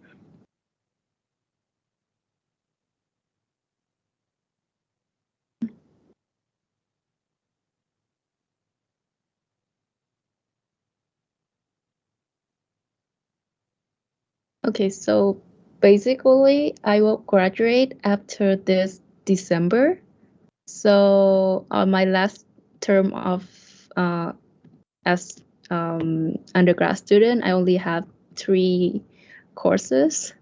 So yeah, I have a lot of time commit with the job, and yeah, I only have one more job during that term, which is service coordinator, WUSA service coordinator with ICSN. So yeah, so basically I have a lot of time to do with this, but like for the next term, which is the winter 2023, I will be graduate, and I don't know if I can continue the job, or if I need to be undergrad student to continue the job.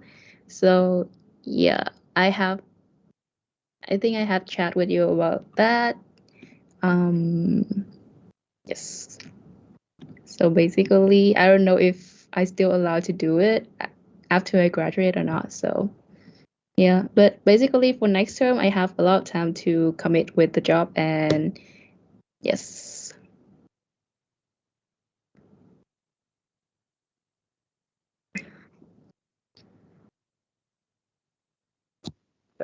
So, yeah, for me as well, I'm graduating after the fall term, but I will be job searching after that, and I'll still have time for committing to WUSA, but we are still confirming whether we can continue then or not. But we were encouraged to apply for at least the first 4 months. So that's like the 4 months, but for the fall term, I would say that like I'm also on my last term, so I have one core course and I'm taking 4 electives. So I do have 5 courses, but it's not as hectic as a usual term would be for me with core courses.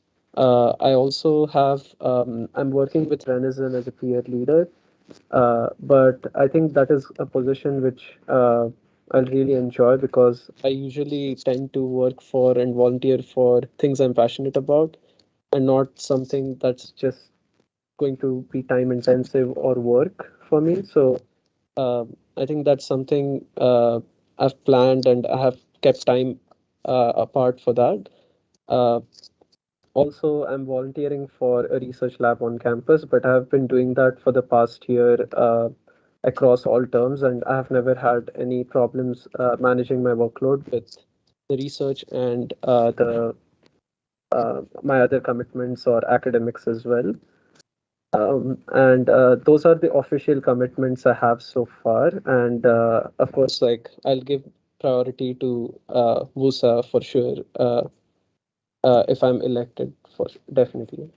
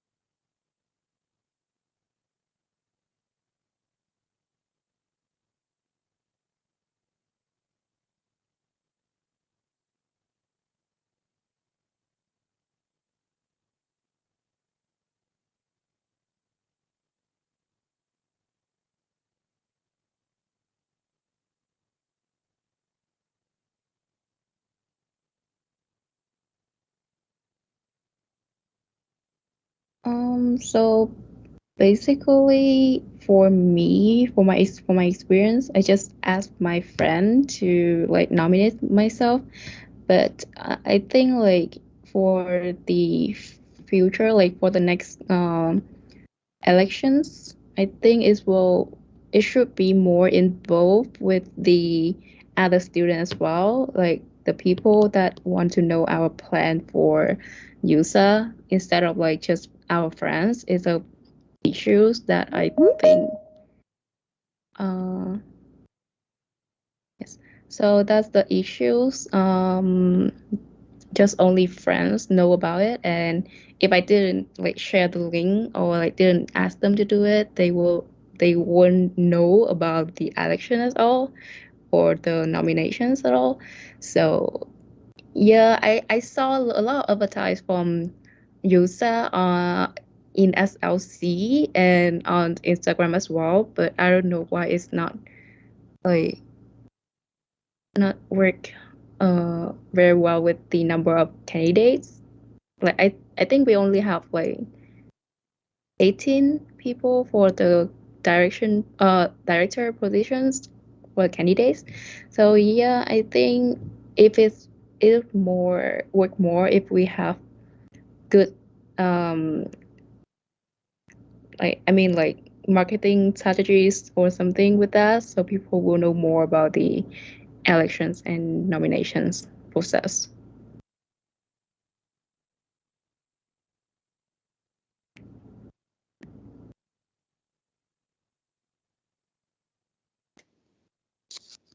So from my side, I would say that, as I've said, that I'll be very honest, I don't have a very formal experience in advocating for student issues, but I will try my best because I have experience from high school. I have been part of a council body, and I know how to advocate for issues. Maybe not at at this level, but I do know how to do it at a basic level. Uh, for example, in high school, also, like we had to advocate for playgrounds, for example, for a recreational space, and then we had to work with a lot of like government partners and local authorities and also the school body to make sure that we do have the space for ourselves and not, you know, go towards construction, for example. So that's one example of what I've done. But otherwise, like throughout university, I've always tried to speak to my friends and speak to students about what issues they face, and uh, as I said, other international students as well, of what they have been facing. So I've got feedback, and I'm also trying to gain more feedback right now as well. And I am someone, I would say, who stands up for what is right. So I wouldn't mind voicing my opinion where it is necessary and where it is right to do so. I have been, like, even throughout high school or university, I have been, like, I'm very open about what I want to advocate for. So I will try my best to do that as a WUSA board of director, on the WUSA board of director as well.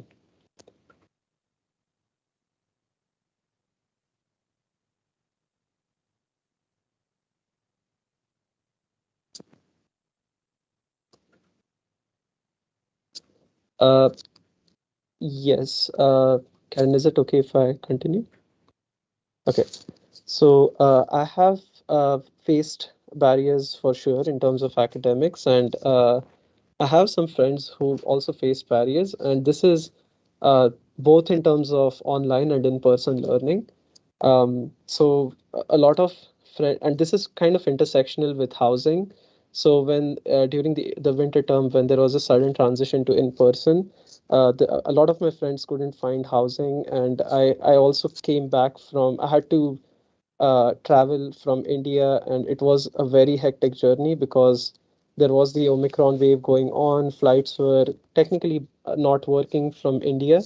There's only Delhi that operated flights to Canada, and it was very, very hectic and stressful to land in Canada during the winter and get adjusted after a year or so of online learning. Uh, so I feel that was a major issue, and so I feel like having the flexibility of remote learning does help a lot of students and make education more accessible. Uh, Also, I've seen that a lot of courses require textbooks which are very pricey and not like I have seen posts on discussion boards which mention, oh, we are not able to afford $200 right now for a textbook. And if 10% of the participation is linked to the textbook, I don't feel that it is right to have education behind a paywall. So that is something which I would really like to talk about. Uh, like even if I'm elected or not elected, like I would like to bring this point forward to any of the other candidates as well who are running, so that this could be a consideration. And of course, there are other barriers such as mental health issues which I've faced, and especially again with the transition to in-person learning during the pandemic. For example, spring 2021, that term was very stressful for me because I was taking 3 courses. I was still in co-op at that point, and applying for so many jobs, and during a pandemic, and not getting interviews, and it was very stressful. And having all all this kind of uh, overlap together, and it was causing a lot of mental stress, and I did not have the required mental health services to support me at that point.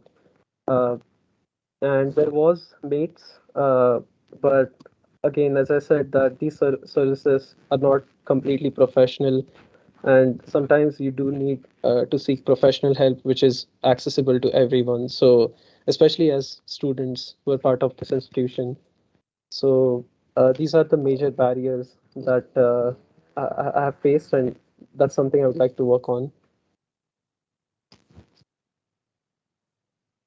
Sorry, just one more point, if I may add. Also, I found that during online learning, some things that we did were really helpful, such as uh, for example, we provided course slides to every student. We also ensured transcripts are provided. So this also enhances accessibility of learning from different standpoints. So not just for those who are not able to come to class or travel, but also other issues, or someone who just learns better through visual aids, for example, or visual based learning. So I feel that it's very helpful for students who have different preferences of learning. So I'm not completely advocating for 100% remote experience. So just wanted to clarify that. I do like in-person experiences. And even though it was a hard transition for myself, the in-person experiences are important. I definitely agree with that. But I also feel that there are some lessons we have learned from the pandemic which could have the potential to make education more accessible post-pandemic. So that's something I'd like to talk about. Thank you. Sorry for the long explanation. Very good, Kuno. So I just want to ask some more like point for that. Yeah, because I and Kuno own experience with the same terms of academics term and pandemic. So we own experience the housing problem, the issue with COVID and stuff. So yeah, so for a little bit, we are a little bit like senior in the school right now with the undergrad student right now. So yeah, that is like a real good point about the like seniors undergrad student. So a little bit more about the first year students. So yesterday I just joined the webinar for international students who will coming to our universe next term, and there's like 115 people joined the webinar yesterday. So most of their concern is about like visa, about immigration, and legal stuff like that. So I want like especially we are focusing on international student and mental health. So I think we can like promote more about the immigration services, or we will have like like training for the student run service about these stuff, so we can provide the information for upcoming international student.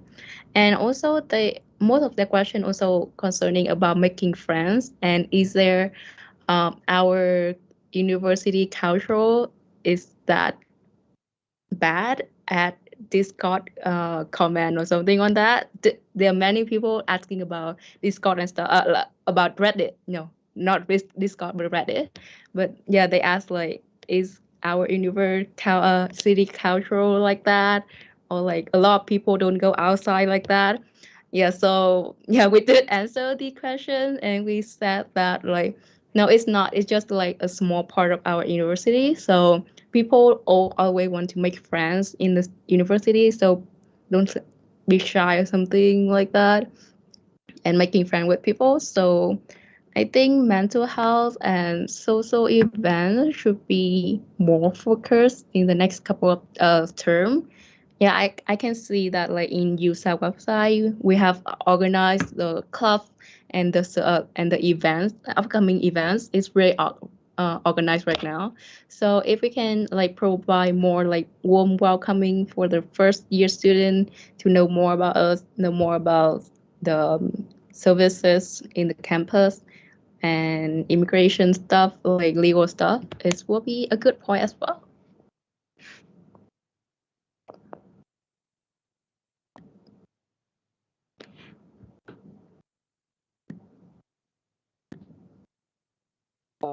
Can I add a very small point? Sorry, so basically just coming back to the question on whether I have experience advocating student issues, and I just want to highlight that again because it's an important consideration, and I understand that because someone who has experience is definitely a preferred candidate, and I would also agree with that. And since I don't have entirely formal experience yet, so oh, okay. Sorry about that. But yeah, I just wanted to say that through these issues and talking informally with people and in different settings, talking with professors, I have understood a lot of issues from like different perspectives. And I just like this is what has pushed me to uh, run in this election and be a candidate with Karen as a team. So yeah. Yes. So thank you so much for listening to our point, our stuff we want to bring to use next year. Yep. Thank you so much for listening to us. We appreciate all the Yes, questions. we have 3 minutes left. Yeah.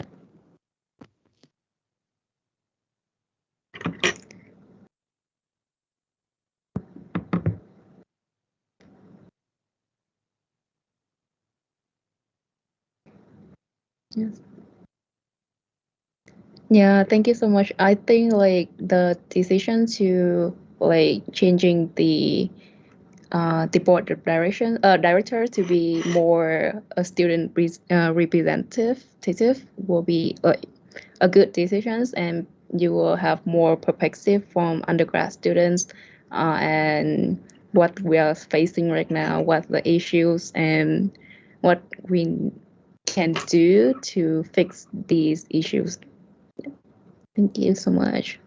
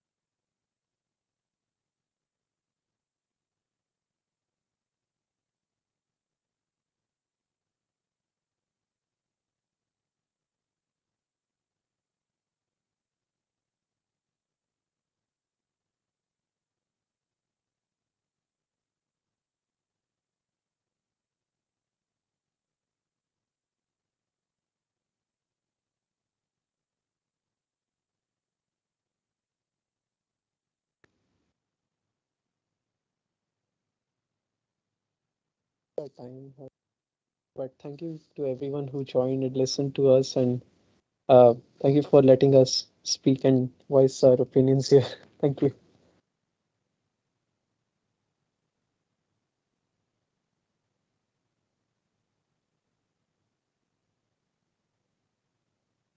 Yeah, thank you. Goodbye. And good luck for the next candidate.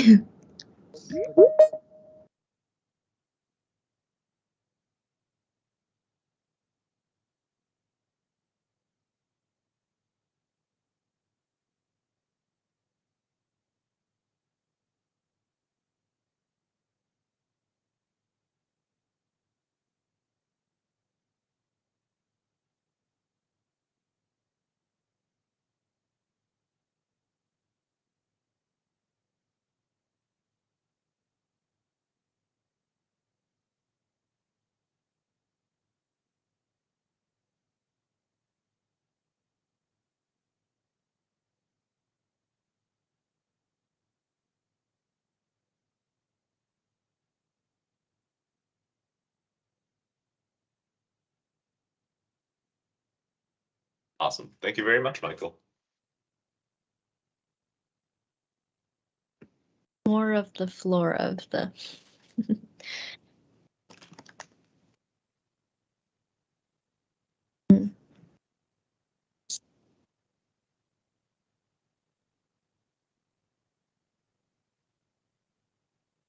Definitely. We'll perhaps wait a minute or two and see if more people roll in.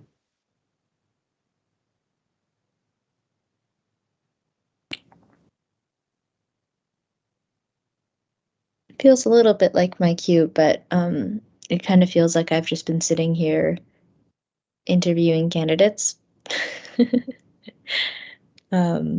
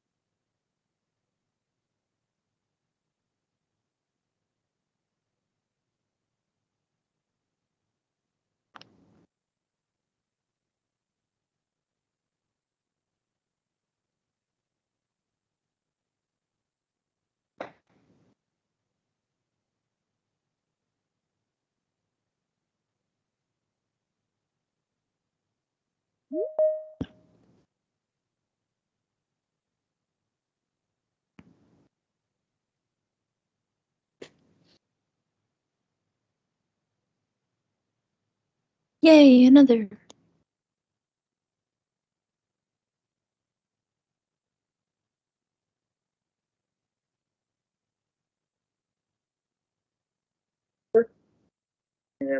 Just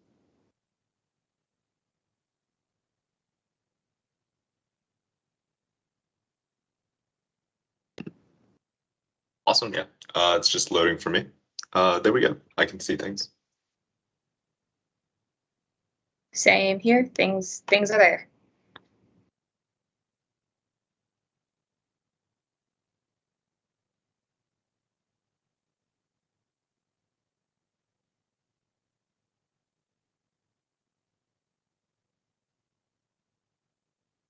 Should we answer the questions that are there now, or should we wait for any new ones?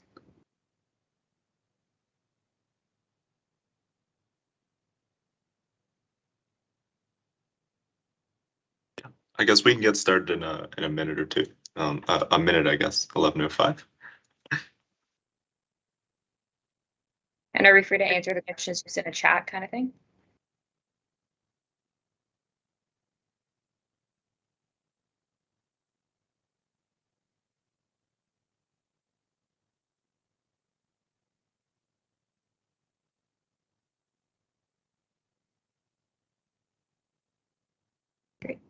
Jeff, do you want to go first or should I? Sure, I'll go first. Seeing as, yeah, let's get things started. Okay, so really quick intro. Hi everyone, I'm Jeff. I'll be going into I'm an ECE 2025, and I'm running for the position of one of the directorships in the WUSA Board of Directors. I'm hoping to mainly focus, if elected, on housing advocacy and awareness. And yeah, I'll pass it here to Marie. Great. Hello, I'm Marie. I am going into my last year of health studies in the health faculty. I'm also running for one of the directorship positions. And to give a little bit of background, I've been working with WUSA for almost 3 years now, 1.5 years, or I guess 4 terms as a director and close to 8 as a counselor. And so I'm hoping to be granted the chance to continue working with WUSA.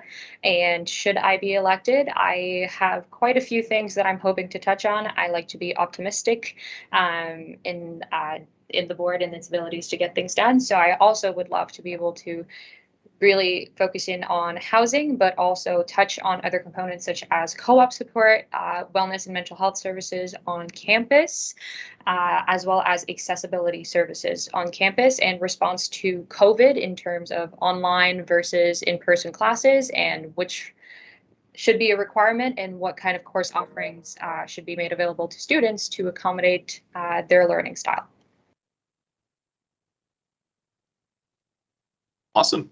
I guess from here we'll go on and take turns answering each of the questions in the Q&A section.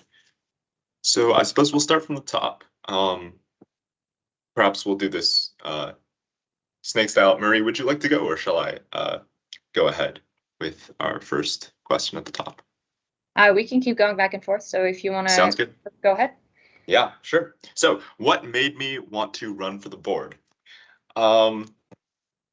Specifically, so my platform is mostly based around housing. And my first experience with the housing situation was in winter 2022, which was a bit of an exceptional situation, I grant, but it really opened my eyes to some of the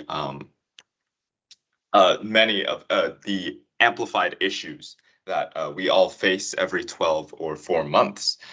Mainly being that there aren't a lot of centralized resources or there aren't any awareness of them. Students are usually either in a free-for-all or on their own when it comes to signing leases and negotiating with landlords and even just finding sublets. It's often just a chaotic back and forth on Facebook Marketplace. And over the next few terms, as I saw my friends and everyone I knew share the same experiences, as well as some going as far to actually get scammed, which was very distressing to see. I felt that there was more that we could do that could not necessarily be achieved alone. So I'm running for a WUSA board because I think that there are some, there's a lot that can be done here. But more specifically, there are some items that we can implement that are short-term, straightforwards to accomplish and build off of from to better protect students, inform everybody of their rights. For example, most of the people I've spoken to don't actually know that you're entitled to interest payments on your lease deposits.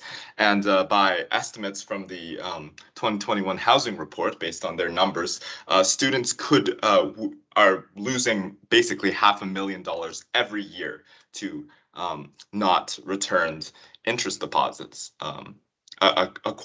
Accumulated interest deposits. So yeah, I'm running for the board to try and push for things on a level which would not be possible individually, that would benefit us all, get some of these short-term tasks done, and then build off from there to tackle longer-term changes like government advocacy and other great suggestions that I have seen out there.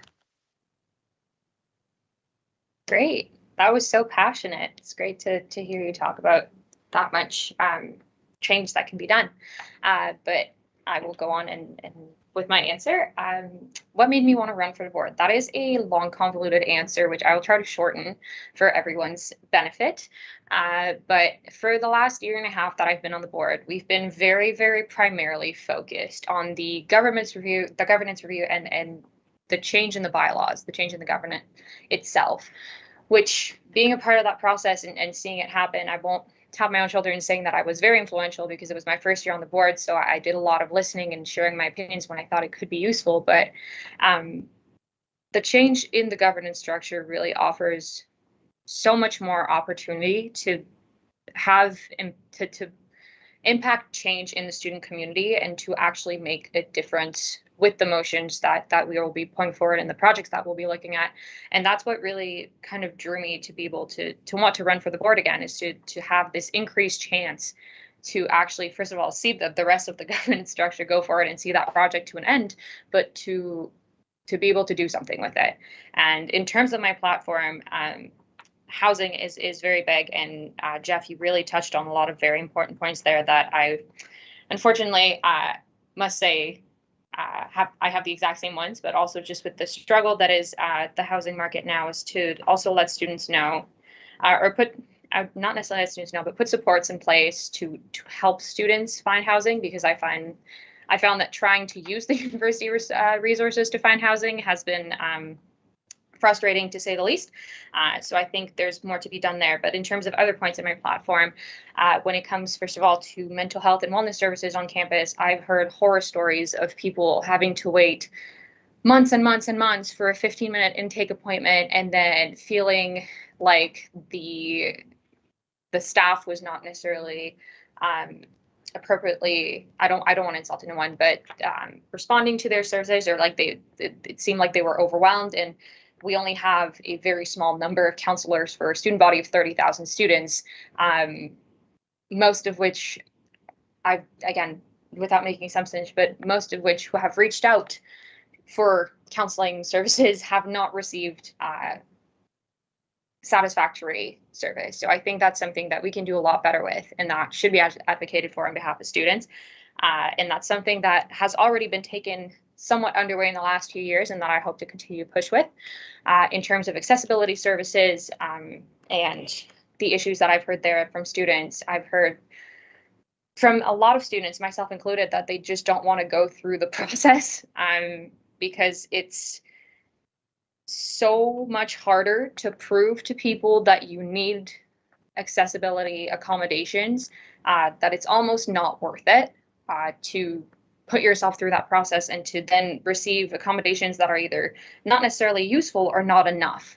And so I would love to, going forward, again, there was a report published on this earlier this year, but to go forward, to really be able to take what the findings of that report and to make it better for students who not only require accommodations, but who feel that they're having a harder time actually getting the accommodations than they would have just completing the schoolwork in the first place, or completing schoolwork under other student circumstances.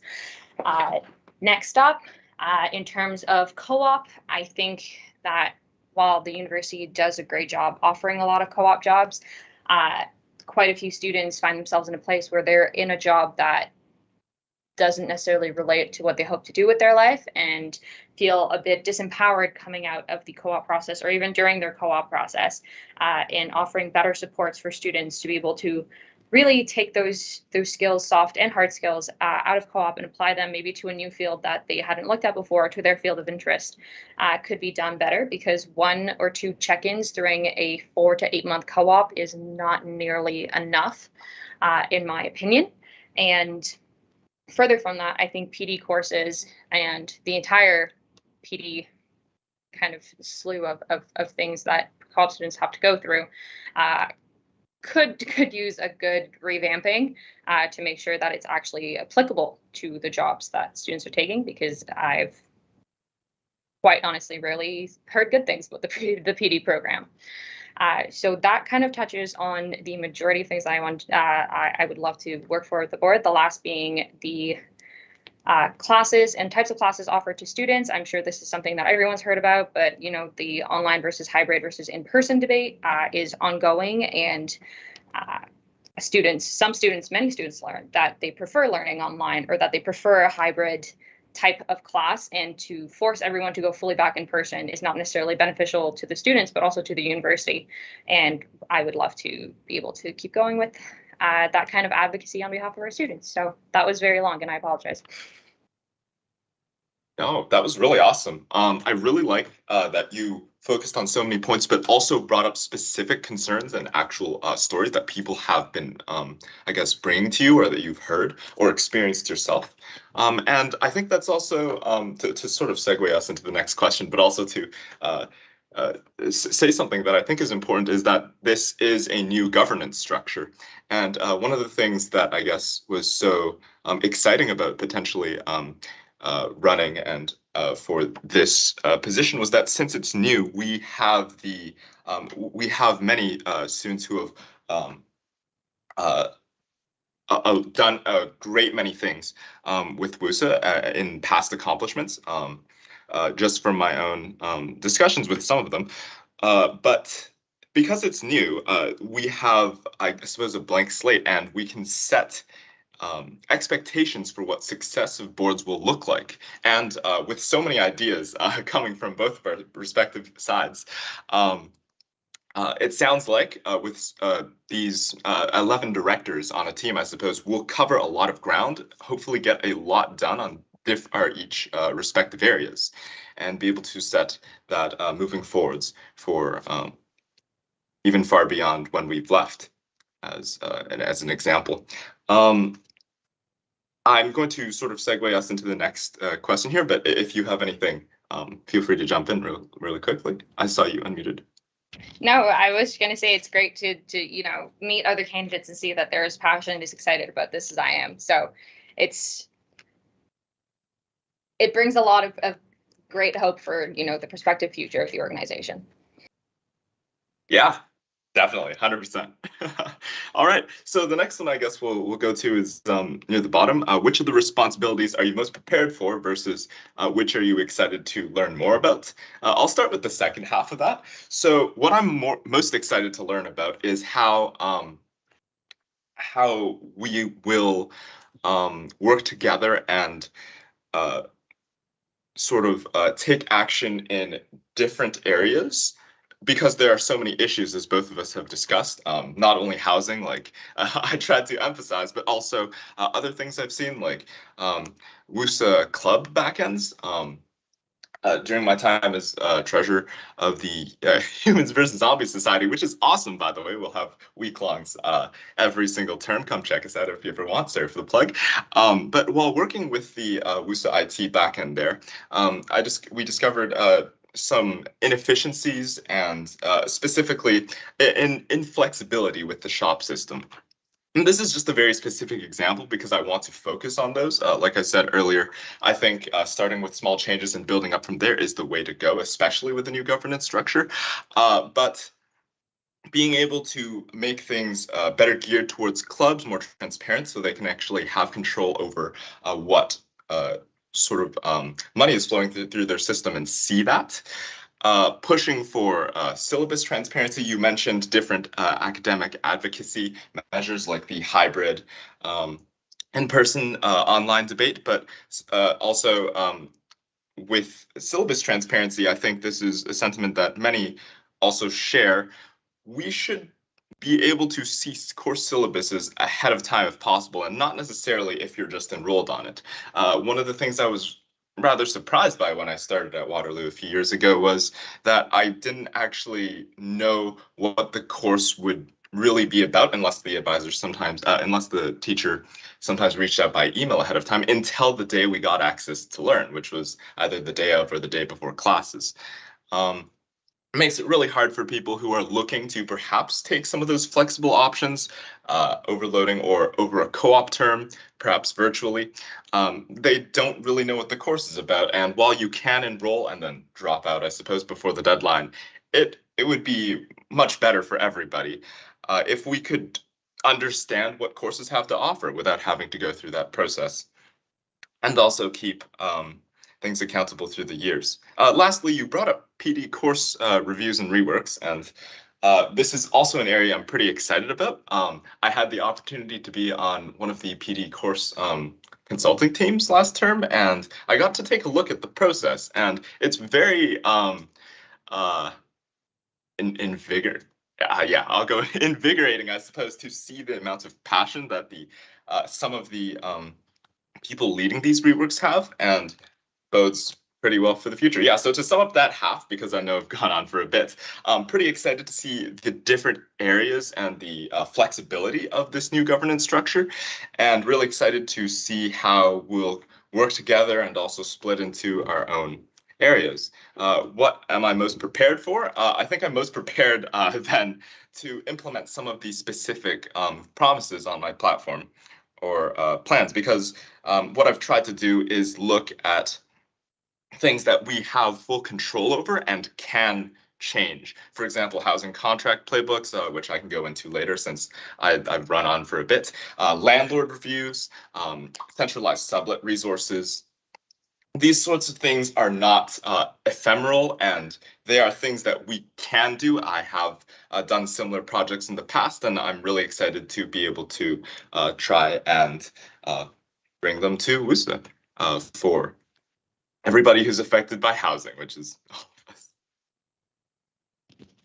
Fantastic. Sounds like you have a lot planned, which is great. My answer, I will try to match that level of energy. But in terms of, I'll start with what I'm most prepared for, because I think I come from a very specific standpoint here that not a lot of other candidates reflect, other than Catherine and Matthew and Stephanie and other past executives or board members that are running again. But to have that very long-standing experience behind me, where I've been with WUSA advocacy for almost 3 years now, and I see the process before, and I've seen and participated in all of the discussions and issues that have been brought up in the last 3 years. And that has included some COVID. I was lucky enough to be part of the team before COVID. So I've seen a big evolution, and I also, because I had to review them and had to really put my heart and soul into looking at them, am very, very aware of the bylaws and of what can and can't be done and what measures we have to get things done. So I think in terms of the responsibilities of the role that I'm most prepared for, it would be anything to actually do with the procedures, but also of having my ear to the ground. I am not only prepared, but I have experience with talking to students about these kinds of matters and things relating to not only my interests, but things like, our health plan and student fees and tuition and things that, while they're not necessarily part of my platform, that I've taken time to get educated on for the sake of these meetings and for the sake of my advocacy role. So I think that's probably what I'm most prepared for. In terms of what I'm most excited to learn about, I will say that in my 3 years, I am still not great with reading financial documents. It's not a big strength area of mine. I've tried very hard to get better at it. But that is something that I'm excited to learn more about, because I think, follow the money is usually a pretty good jargon to use. And so I would love to learn more about that. And finally, to learn more about what the other rectors have in terms of ideas and their strengths, and what kind of qualities they can bring to the board to really make life better for the entire student body, because I know my areas of interest. I know what I'm passionate about. I know what I'm good at.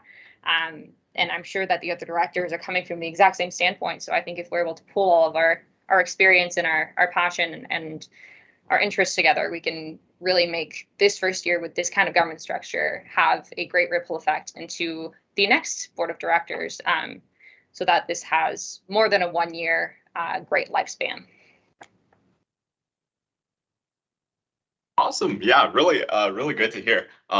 Especially like your comments about following the money. It's something I've also always found really interesting, especially in the past few months when I've become more involved with WEEF as the incoming director. That's the Waterloo Engineering Endowment Fund. It's really cool to see different proposals and understand where all of our disbursements are going and the sort of applications and really interesting proposals that come through on both faculty and student sides.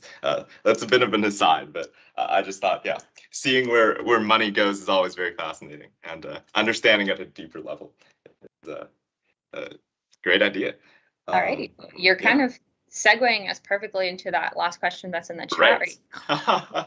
Go ahead. You got me red-handed. All right. So yeah, so the last question for anyone who can't see the chat is, other than the academic requirements of your program, including co-op terms or internships held during an off term, if applicable, list any planned engagements during the period of September 2022 to April 2023 that may constitute a significant time commitment. This could include, but not limited to, and I probably shouldn't be reading out the entire question at this point, but I might as well, other leadership positions on or off campus, jobs, planned travel commitments, etc. So yeah, so significant time commitments. I suppose upcoming, I expect to have significant involvement with the Waterloo Engineering Endowment Fund as its incoming director from September to December, and I think that's actually our entire term because our term is 8 months. And apart from that, I expect to be involved at some level with, again, with the ECE Society, the Electrical and Computer Engineering Society. In the spring, I was the VP, in the winter, I was the VP Academics, helping with academic advocacy there. But I think with the commitments already planned, I'd be taking more of a coordinator role this term. Yeah, I think those are the significant time commitments I'd expect. I suppose I'd include co-op in winter, but co-op is usually a lighter load than school, so that should not be a major issue. Some other student clubs as well, but I wouldn't classify them as significant commitments. So I won't go too in depth, but to list off a few for fun and also to kind of promote them a little. Humans versus Zombies, I have to say, very awesome if you've never tried it. Great way to meet people and explore campus, as well as Blueprint. If you're involved at all with design or software, I should really stop plugging these clubs. That's not the purpose, but Blueprint is also really awesome. We wrapped up applications to the fall, but come take a look if you want to join us in the winter. And yeah, I'll pass it off to Marie. Great. Sounds like you've got a lot going on. And in that same note, I will make a warning statement now that while my schedule sounds very busy, I promise it's not as bad as it seems. So in the upcoming 8 months, I will be on an academic term for both the fall and the winter. So I will be in classes full time, as well as living in Waterloo. So I'm close by. But in terms of other commitments, I will be working a part-time barista job for the length of that time. I've been working as barista for over a year now, so it's very minimal stress for me. I also have a part-time position at an on-campus lab, the Preventative Neuroscience Lab, in the health faculty, which is Dr. Hall's lab. That position will either be volunteer or paid, undetermined, but that usually doesn't take up necessarily a significant amount of time. It really depends on what's going on, but no more than like 5 to 10 hours a week on really steep days. I don't necessarily have a ton of other club activities going on. I will say that that is because I've had to let go of a lot of things because of the upcoming things that I have. But I used to be, actually, no, I am now the vice president for the Pre-Medical Society on campus. I was part of this club for 3 years. And I also was involved with campus housing as a DOM team leader, so a supervisor for 2 years. So I have quite a bit of knowledge there. And in terms of other out-of-school commitments, in the next coming months, I will be applying to med school, law school, MBA programs, and my master's degree. So that will be taking up a large chunk of my time. I'm also taking the LSAT, which is the law school entrance exam, in November. So that will also be like taking a large chunk of time. I don't have any travel plans right now. I know I will be away over the Christmas break, but I think that is everything. I think so. Yeah.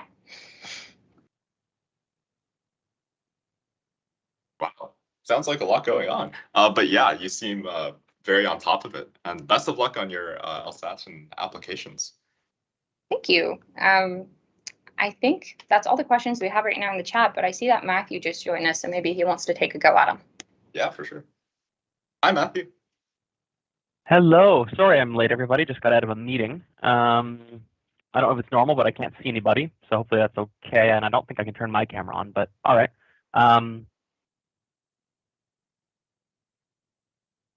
Oh, lucky me. No problem.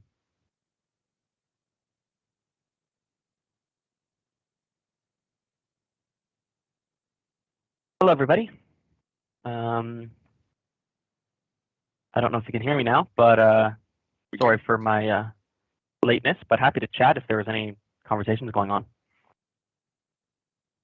Yeah, for sure. So if you go into the QA tab on Teams, there are some questions that Michael has has presented for us. If you'd like to go Oh, through. sure. I can't access the chat. This is phenomenal. Okay. Might take a second or two to load. At least it did for No, me. I don't have a chat button. Wow. Okay. I love Teams. If you give me a moment, I can sign into my other account, or you can read them if you prefer.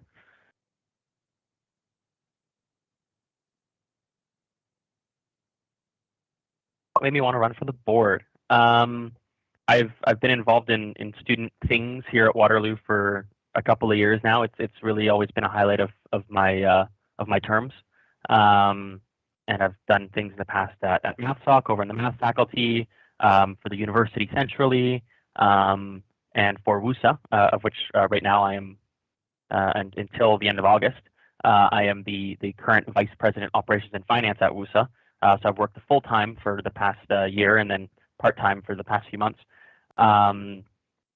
doing this job. So I'm really sort of looking forward to see how this new governing model comes through with this sort of newly envisioned board that we set up. So I'm really interested to see how that goes. So there's sort of that bit of personal interest in sort of seeing this through, and some sense of responsibility to help see it through and lend some of my like long built institutional knowledge and just like general know-how of WUSA and the university and everything to the new board, because we've got a lot of new members likely this year, which is really exciting, a lot of new ideas and stuff. But I figure it's always handy to have somebody that can lend some of that old knowledge to sort of support everybody going forward. So that's sort of a bit of my unique value prop, as I say, going into this board. But I also just have a lot of things I still care about that I've always cared about in terms of student stuff. So it's the helping support the good advocacy that we do, mostly through Steph right now, about making the university a little bit more sympathetic to student needs, or looking a little wider at housing concerns in the municipality, or other things that are off campus as well. So it's really just kind of a broad range. But my big unique thing is, as I said, I want to help support the board and all the new members with my background knowledge and stuff that I have acquired over time, to help them with all their new ideas and new things that they're bringing forward. I was a little rambly, sorry.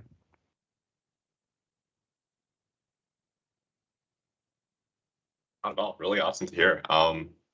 Sorry. I don't actually know anybody's names either. So if someone could say whoever's speaking, if they could say their name, because I can't see names, I can't see pictures. Yeah. I don't know what's going on with my teams. Yeah, I'm Jeff. I'm also one of the candidates for the board of directors. But I was wondering if I could actually ask you a question, because first of all, it's amazing that you've had so much experience and literally done this full time for a year. And this is also really based in personal curiosity. Can you tell us about maybe one of the most memorable, I guess, projects or committees you've been on, and any something that you really felt like this is what WUSA is about? Absolutely. So number one, great to meet you, Jeff. I know we chatted a little bit over message, but I saw your Reddit post yesterday, and great to meet you, at least, I guess, your voice, because again, I still can't see you. Yeah, let me turn that on, I suppose. I'm gonna have a funny background. Oh, I can see. Okay, I can't see anybody's names. Okay, awesome. Love the background. Yeah, for sure. So certainly in my role, as you said, that I've been doing full-time this job for a year. My role is normally one that is a lot more in the background. It's not quite as flashy as Vice President Education or President.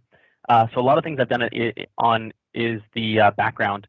But one of the things that is part of my portfolio that I I wasn't expecting to spend anywhere near as much time on it as I did, and I wasn't expecting it to be everything that it was the WUSA health plan. So for those that don't know fully, the additional supplementary health plan, you have the health plan, the dental plan, the legal plan, and Empower Me. Those are all 4 services provided through WUSA. And these have been provided through WUSA for many years. But we actually have a really unique plan. This is a very common thing for student associations across the country to offer supplementary healthcare plans. The way that WUSA's is run is very unconventional, and it's really the product of legacy hodgepodge of different systems and different things being added on over time. So we actually manage it on a much more detail-oriented level than most of the student associations. Others go to working through a partner like Student Care, which we also work with, go to like, an insurance provider and pick a plan off the shelf that the insurance provider provides, and you deal with it that way, and you weigh your different values between the different options before you. But we have to work on a lot more of a detail-oriented level. So we pick specific DINs, which is a drug identification number, specific drugs and stuff that we cover that we don't cover, and we set very specific coverage levels for everything. So everything is a lot more complex at other student associations. So I've also learned a lot about health insurance, a lot more than I thought. But it was really sort of meaningful for me and interesting because I got to see how, because of this flexibility and because of this very minute power that we have, we're able to build what is, at least as far as I can tell, one of, if not the most generous student health plan in the country, which is great. It's phenomenal. But at the same time, there's a pretty big weight to it, because with all this detail-oriented power, if we do something wrong, it goes really wrong. Versus when you don't have as much control, it's harder to mess up because you have the insurance company looking out for you. But we work with Student Care, and Student Care has they act as an intermediary between us and the insurer, which is Sun Life, and they give us advice and they advise us on things as they do for other student associations. But for us, it becomes there's a certain amount of pressure that I've certainly felt about it, because the decision I make here on this thing, it could be great, it's more coverage for students, but if this financially is a problem, there's nobody to really call us on that or to protect us from that. And our plan is self-insured, so if this, if claims end up going way out of whack with premiums, then WUSA's on the hook for that money, because that's how we are able to keep the price low, is by self-insuring rather than by paying a premium to an insurer. Which is another area that our plan becomes higher value. So it's really was quite nice because I got to have that detail-oriented level and get to see, okay, this is what student associations do. But I also got to see, okay, this is what WUSA does differently from student associations that makes WUSA a particularly strange beast that needs very careful and sometimes more conservative than we'd like thinking to make sure we don't mess it up, because there are other student associations that have had varying levels of control that have added a certain benefit or something, maybe not on the drug side, because that's where places tend to have the least amount of control, but there are other student associations that expanded their mental health care coverage, and then claims exploded and they couldn't afford it and they had to slash coverage for years beyond, and they still haven't recovered because they're just in the hole.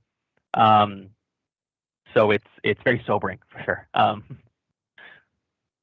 But it was good to see how much cumulative effort has been put in by people in my job over decades to build that thing what it is today. Because I've gotten to sort of just get a look at a snapshot of this thing in time, and I know that it's the culmination of many people before me working hard to make it better and hopefully not mess it up. Amazing answer. Thank you. Yeah, you could. Yeah, I think Mary and I would be both also pretty interested in understanding a bit more on the financial side of things. We both spoke earlier a bit about interest on that, and yeah, thank you. Yeah, great to see you, Marie again. Hello. See you tonight. See you tonight. Yeah, for a marathon board meeting. Yeah. And what you said about sort of seeing that cumulative process, hopefully with this new system, we can also sort of maybe kickstart some of that as well with a new system. For sure. I'm really looking forward to this new system. There's a lot of things that are not tested about it, obviously. We've built it off the best advice from consultants and taking a look at other schools because there aren't a lot, but there are a couple that have implemented this thing, this sort of approach, and they've had good reviews. But every school is a little bit different, so it's a little bit of trial and error and seeing how things go. And there's certainly going to be growing pains and things we have to correct. I imagine we'll realize at the end of the year a couple things that we think should be different, and maybe trial those as well. But I think we're in a really cool spot to hit this head on with a good candidates like yourself, to be able to test it out. And it's going to take a lot of diligence, because there's a lot of temptations for us, and I know I have the same temptations to delve into the operational side and stuff, and make big steps and big strides and everything. So there will be a certain amount of having to pace ourselves in okay, we gotta stick with the model. We got to just try to work within it and buy into the and work within the the spirit of the model, to test it out and really see how it works long term. Because if it works long term, if it's a sustainable thing, then it really sets us up well to succeed, I think, long term, better than our old model for sure.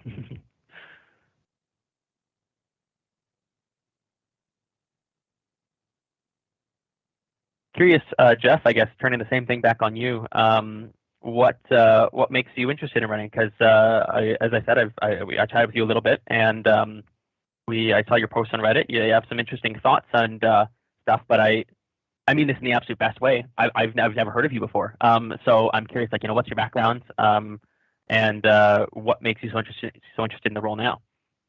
Yeah, for sure. So I'm in EC 2025. So I started school in the midst of the, I guess at the onset of the pandemic, more or less 6 months in, when we thought it was the middle or near the end, unfortunately. Yeah. So I guess my main motivation that I'll espouse here is the housing issues that I have personally experienced and seen affect my friends.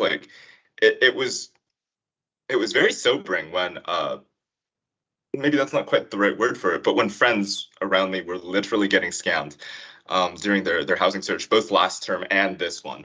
And even when I was going through the process of signing my own lease, and I was looking at some of these terms, and sometimes I like delving through contracts for going through them a little more carefully and noticing these not so correct clauses that at the same time I personally felt a little powerless to push back against, because I just wanted a place to live. I'd seen the chaos of winter 2022 and knew, although that situation was exaggerated, it's still an accurate representation of the chaos that happens every 12 or 4 months around here. So that was my main one, but also I wanted to try and I was noticing some things elsewhere. For example, I really had a great experience, and this is a little bit of with PD course consulting. That's a bit of a more minor thing, but I really think small incremental steps like this should really be encouraged and pushed for further, because especially seeing the passion that came through from those groups, and streamlining and updating these modules will hopefully push us into a better place. One other area I was noticing things, WUSA club backends, specifically with the shop system. It's rather inflexible right now for clubs, specifically, and I keep plugging this one, so I apologize to everyone who's been here the whole time, but with the Humans versus Zombies Club, check out our week-long in the fall. We had some difficulty with the shop because we had a bit more of a unique use case. I had a great conversation with the IT manager. I don't want to mess up his name, but Pratik, I believe. Pratik. Pratik, thank you. Yeah, great guy. Yeah, and he was talking about some of the potential changes we could do, like making things transparent for clubs so they could actually see what transactions were coming through on their postings.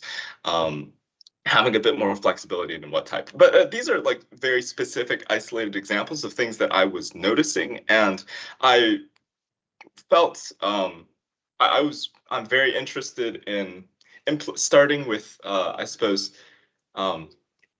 fixing smaller issues and then building up from there, because just things I've noticed around me and with people around me that I wanted to tackle. And with the new governance structure, I thought it was a great time to also see more of the broader school governance system, because I've mostly been involved at the program society level at the moment, or at the engineering faculty level. That's awesome. Yeah, I certainly think that this new model is a great sort of. I think one of the other good aspects about it that I'm excited about is I think it's a lot more approachable for people that are passionate and, as you identify, good at identifying issues and stuff, but don't know the ins and outs of every little thing beforehand, because a lot of our systems and a lot of our procedures earlier were sort of predicated on you can't do anything here unless you completely understand the system.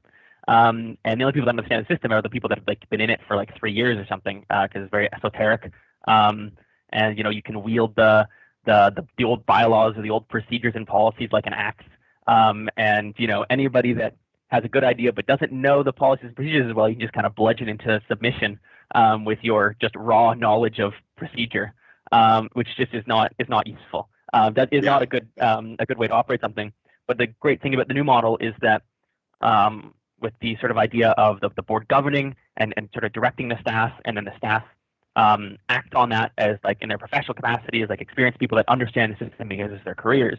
It puts us in a really good place to identify issues exactly how you've done, and say, hey, this is a problem that is of importance to us, and this is sort of the direction that we think this needs to go. Take it, run with it, fix it, and then review, and then build on top and build on top. So I think that's a great opportunity that this system provides, is being more accessible for people that have every quality required to be successful, other than knowing the procedures inside and out. So that's great. I guess I'd ask you similarly, Marie, sort of what you're, I know you've been on board for quite a while, but what you're particularly interested in going forward on the new board. Yeah. Yeah, we went a bit over this earlier, but yeah, with the new board, I was saying earlier that there is such a great opportunity with this new structure to affect change in a way that is quicker and more efficient and more direct than what our past structure was. And not only do I want to see the process through of going through the first governance review that we got, and then coming up with this entire new system and implementing it in the countless board meetings, council meetings, special board meetings, and everything that's gone on to actually make this happen. But to not only I don't only just want to see it in action, I want to be a part of it, because there's been so much involvement and so much work put into it that it almost feels silly to not want to go through with it, because everything that we've been working for in council and in board over the last 3 years now has a quicker vessel to be accomplished because of this great new structure that's been implemented. And so it's not only very exciting to see that, but it's I don't know, it gives a lot of hope for the advocacy that we're going to hopefully be able to work with in the future. And in terms of what I'm excited for, I think, again, listening to all these meetings over the last few years, there's a lot of aspects of a platform that can be addressed, but the ones that I am very excited about are not only housing, because it's a nightmare and no one should have to go through the disaster that is trying to find housing in Waterloo. Having been through in the last month, I can personally say it's horrific, and I would really love to see more resources for students. So obviously Jeff brings a lot of experience with that, so that's very exciting. Having also seen some of the things we've worked on in the past, I would love to continue our efforts with the mental health and counseling services that we have on campus to make them not only more accessible, but more useful and applicable to students. Because as I was saying earlier, I've heard horror stories of having a 4-month wait time just for an intake call. And our counselors, I'm sure, are very, very overworked, because there's a very small number of them and 30,000 students who over the pandemic have had to deal with well, at least the large majority have had to deal with some sort of mental struggle or situational struggle to deal with just the isolation of COVID. And then going from there, again, following the accessibility report that was published just earlier this year, I would love to continue being able to work with accessibility services so that getting accommodations is not more work than just not getting accommodations. So that would be a really great thing to see go forward. I, again, have spoken to students who have said that it took them almost a year just to get their medical paperwork approved. And that in my head is unacceptable for students who are trying to complete their learning under possibly difficult circumstances. And so those are just a couple of points that I would hope to touch on. In terms of the PD side, Jeff obviously, again, brings a lot of experience with his consulting, but having, taken co-op and worked with PD relating matters and co-op matters on the council and the board, I would love to see that process improved and, again, more applicable to students, because I think a lot of students leave not only co-op but PD courses feeling disempowered and kind of like they've wasted their time or wasted their energy on something that could have been more applicable to them, which is something that can and should be improved for the sake of the, what must be that tens of thousands of students that we have who are at least in a co-op program or the EDGE program or trying to get a summer job or whatever it may be.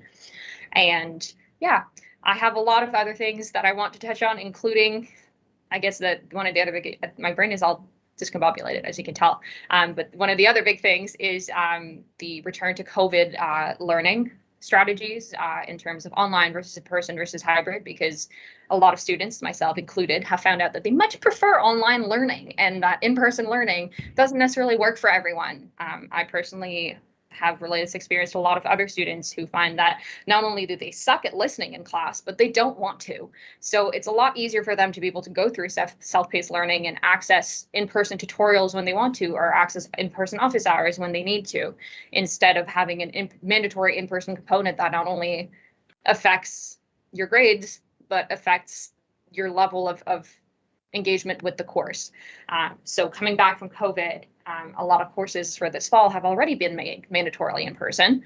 And I would love to be able to take what we've learned from COVID and, again, the nightmare that has been, but in a somewhat eye-opening way to be able to bring that back and make learning more enjoyable and accessible to students who don't necessarily work best in in-person context and not necessarily work best in a very scheduled way. Yeah. Because there's a way to do that. We've done it for 2 years, so there's no reason why it shouldn't be made accessible to students now. So, yeah, that's a very long kind of word map-ish way to kind of express my thoughts on the matter. Just wanted to applaud your last point especially, because yeah, very relevant. Mm-hmm. I guess I'd ask if just so it's not just the governance nerds just chatting with each other. I guess there are a couple people. Again, I don't know who these other people are because I can't see names. But I don't know if anybody on the call wanted like certain discussion things or wanted to ask certain questions or had certain thoughts.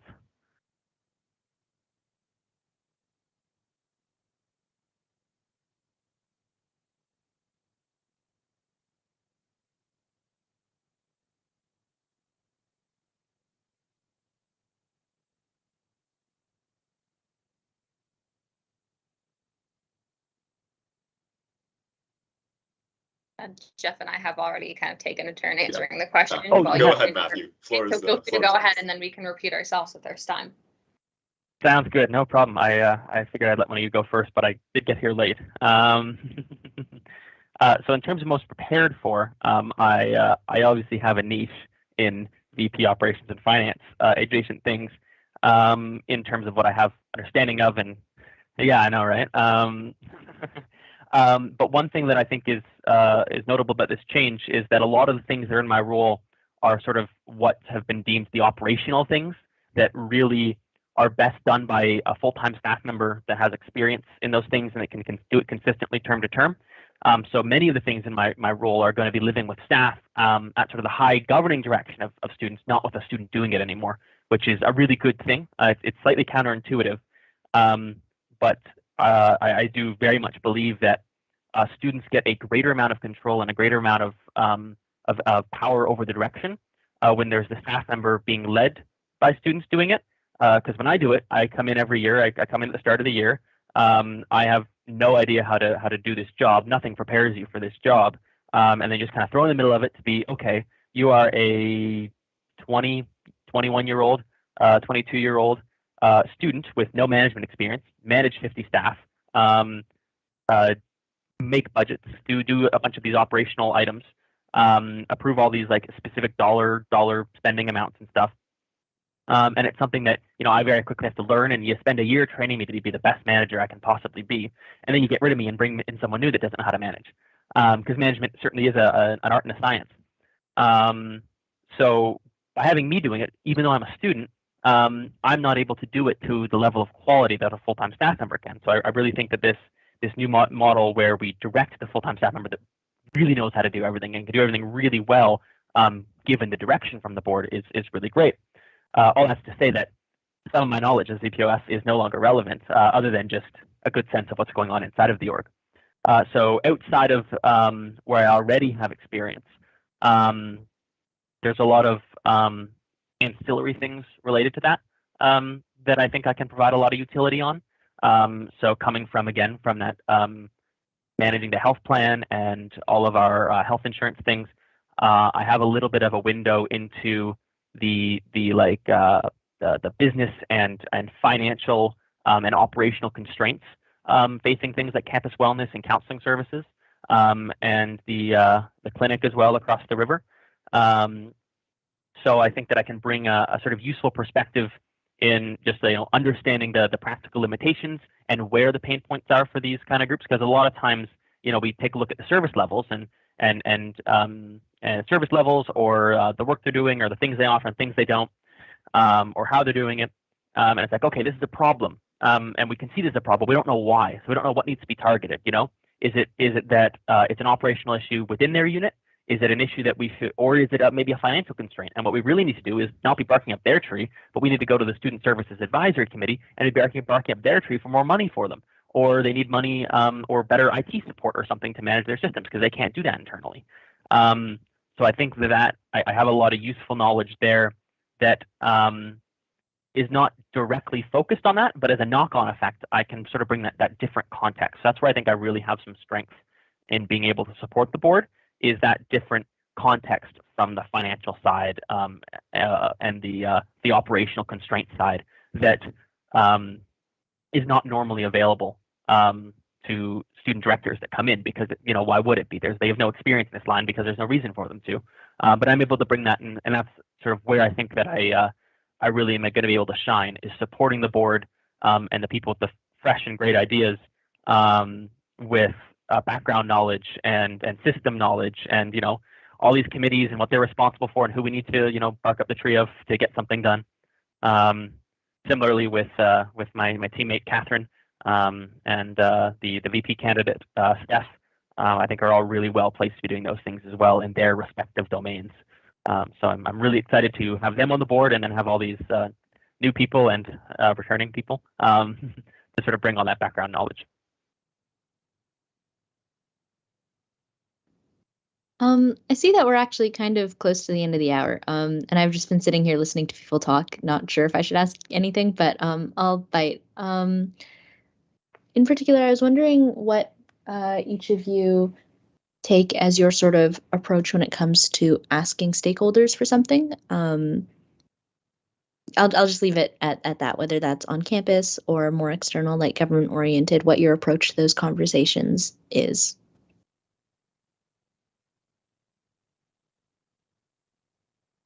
Yes, I'll go. Just a really quick comment. I'm really sorry, Catherine. And everyone else here, I've got to run a minute or two earlier. I just got an emergency. I'm currently on co-op, so I stepped out. But yeah, a fire that I've got to go deal with. No, it was really great chatting with you all. Yeah, it's great to meet you, Jeff. Yeah. Thank you very much. See you, Jeff. Hope to see you all soon. Great. And then Matthew, I can go first, or you can. I have a feeling that it's going to be very polished compared to mine, so I can kind of start. In terms of stakeholders, that could mean any number of things when it comes to WUSA because of the sheer number of partnerships that we have. But I will say that from my personal experience in WUSA, I haven't had to deal with a lot of stakeholders. However, outside of WUSA, I have almost 5 years of experience in sponsorship and stakeholder relations. So take that as you will. I would like to say that I did a good job, but that's not up to me. So in terms of addressing those relations, my my way to address them is really to address them as a partnership and to treat it as not necessarily a power structure or whatever it may be, but to address it in a human being kind of way, in the sense that if people are providing us with services or with any kind of help, monetary, so on, they're doing it for a reason. And whether we have to show them that reason at first or they came to us first, there's still a reason there. And to understand that a partnership goes both ways. So for a stakeholder to want to continue to engage with us, or to start engaging with us, there has to be something in return coming from us, whether that be goodwill or that be actual kind of compensation that is given. And so I won't say that again that I'm an expert, but I tend to approach those conversations in a very open kind of way, but also I like to be more than prepared to expect that they will expect something back from us, whether that be either just our presence or, again, something else. Preparation is key, and to understand who you're dealing with and why they want to deal with us in the first place, I think is the biggest thing for me. And I know that's still a very, very vague answer, because I don't have a lot of specific examples relating to WUSA, but I found that when working with any kind of sponsor, looking for either monetary values or discounts or whatever that may be, being a human being is a lot more important than just being a business machine. So that's kind of my take at it. Yeah, looking at the time, I assume we all have to run, so I'll be very, very quick. Which is, broadly, it needs to start from a collaborative place. There are a lot of people that, when approaching a problem, their first response is to skip the carrot and go straight to the attack dog. So which really isn't productive. Doesn't make friends, and friends are oftentimes far more willing to do you favors than people you stick an attack dog on. So I think everything needs to start from a collaborative sort of approach. That doesn't always work, and when that doesn't work, that's when you start looking at other options. Sometimes slightly more aggressive things through committee, or more vocal, outspoken advocacy efforts. And Steph can tell you certainly a lot about that if you go and ask her a similar question. But it probably needs to start from a collaborative space. But yeah, I'll finish it off there because we all need to go. But it's been great talking to all of you and seeing you again, Marie. Thank you very much. Catherine, tonight. Bye-bye. Good rest of your day. Yeah.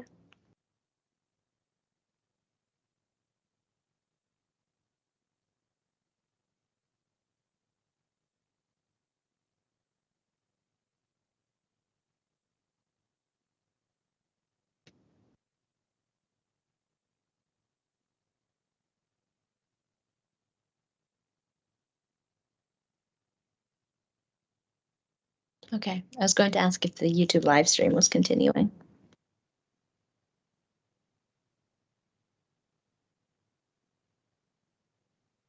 Okay, that makes sense. Okay, bye.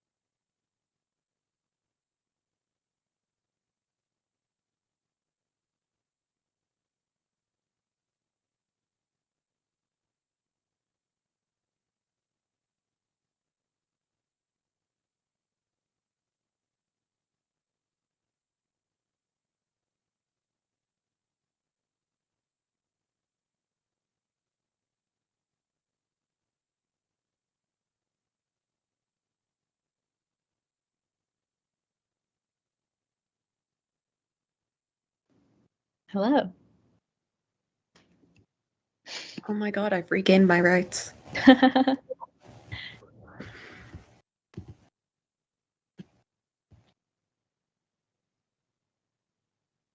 been like trying to figure out if I've contracted COVID or if it's like from the sunburn, because apparently you can get like chills from that, or if I'm just dying. Mm-mm.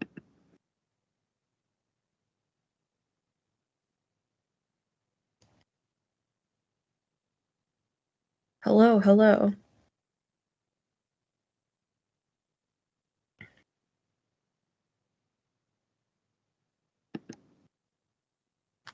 Welcome to the Steph, Catherine, and Angela show, hosted by Mike. I love this show. I know. It's actually my favorite. Could do like a podcast.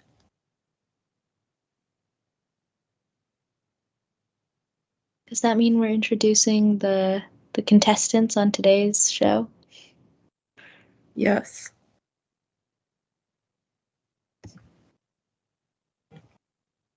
Am I the only one with my camera on? Yeah. Oh, okay. That's fine. Sorry, I just am like cognizant of the fact that that means on YouTube it's just big Yeah, I would turn To be mine on. fair, I am at work. I look like hell right now. I'm just at work, so I don't think I should be showing the lab.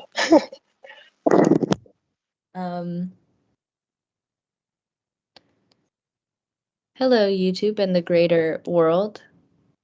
And So also does Mike James. just ask us questions? How does this work? Well, sometimes people come in and ask questions. It's usually me asking questions, but now it's me here. So now it's Mike asking questions. Okay.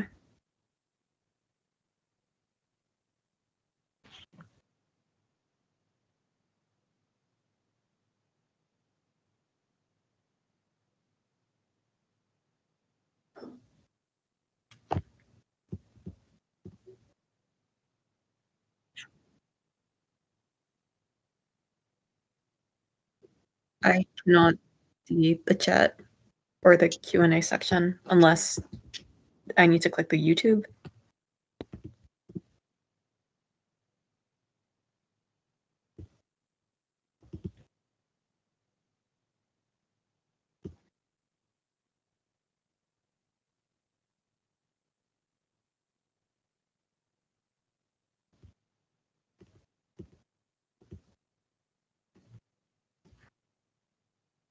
I What wonder order do we want to go in? Go in.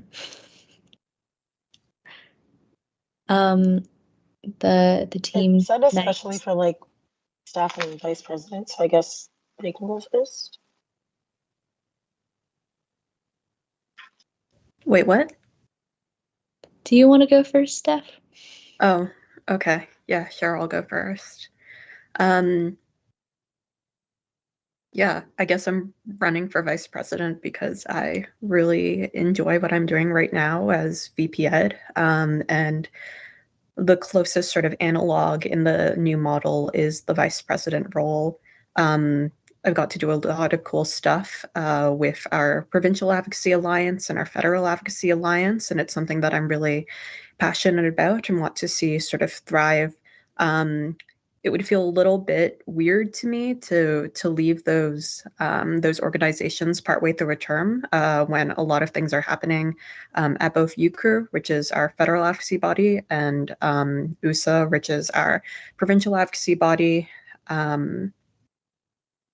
And yeah, I feel like I do my job well. There's a couple of projects and things that I want to finish up as well related to government advocacy, but some things that are also not, particularly a lot of things surrounding accessibility I want to get done and I want to lay a groundwork for. So I'd very much like to stick around for an additional 8 months.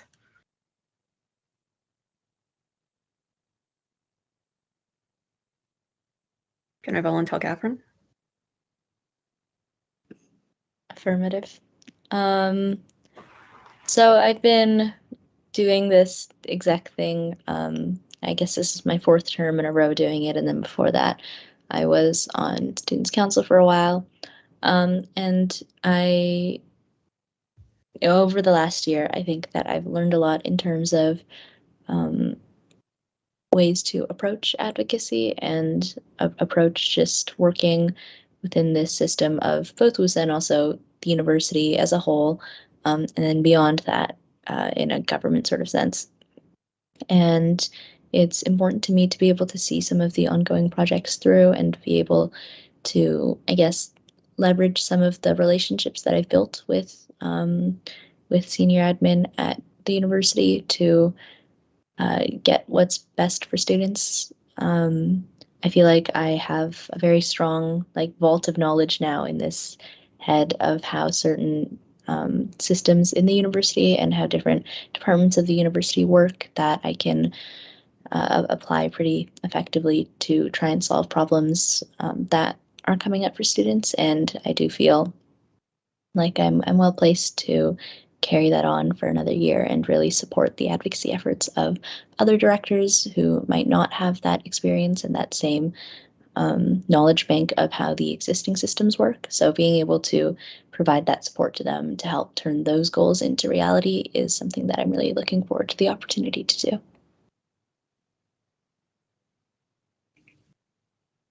Yeah, I think I echo a lot of those sentiments. I was in student council these past, I guess, 2 years. So I've gotten to learn a lot, especially this past year. There's been a lot of changes that were implemented, and it was a really big opportunity for me to see how these policies can grow over the year and how people's hard work can really translate into changes that affect students every day. And I think that knowing how my peers feel about these things and how I myself feel about these things has always been pretty important to me, because I feel like everyone's individual contribution really adds to what the school becomes. So I've always enjoyed being part of that process, and I would love to continue to do so and continue to learn under this guise and continue to understand what helps students and how these are implemented throughout the school year.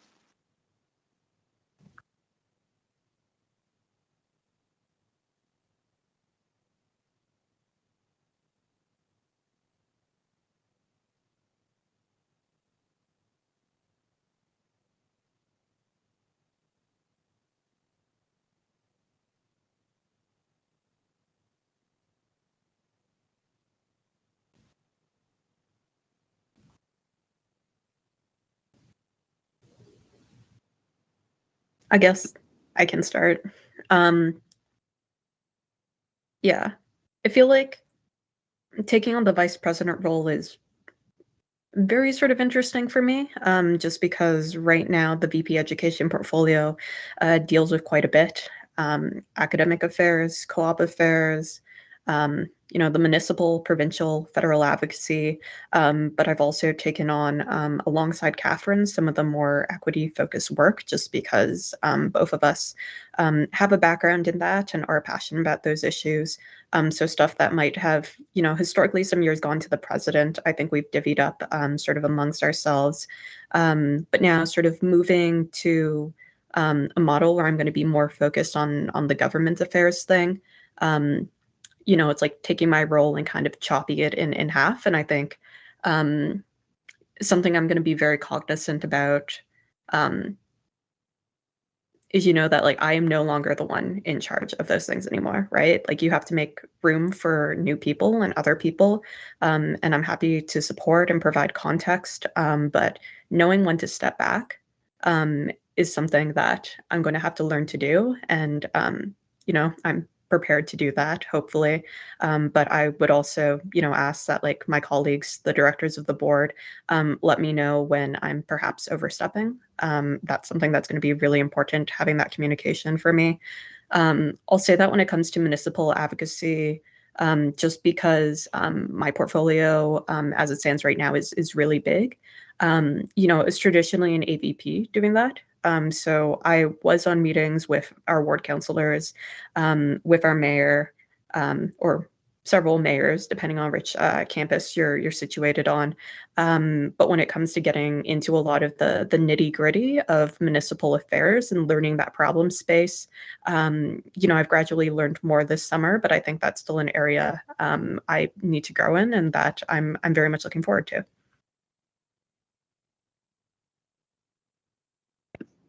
I guess we'll just go in the same order. I hope that's okay, Angela.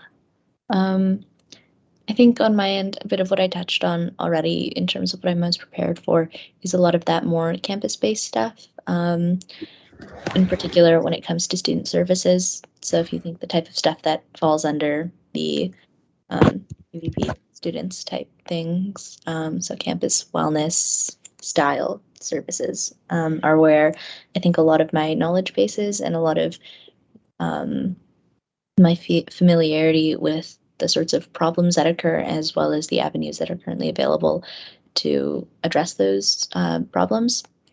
I think I have a sort of moderate understanding when it comes to the more academic sides of issues, as well as some of that more off-campus government-facing stuff.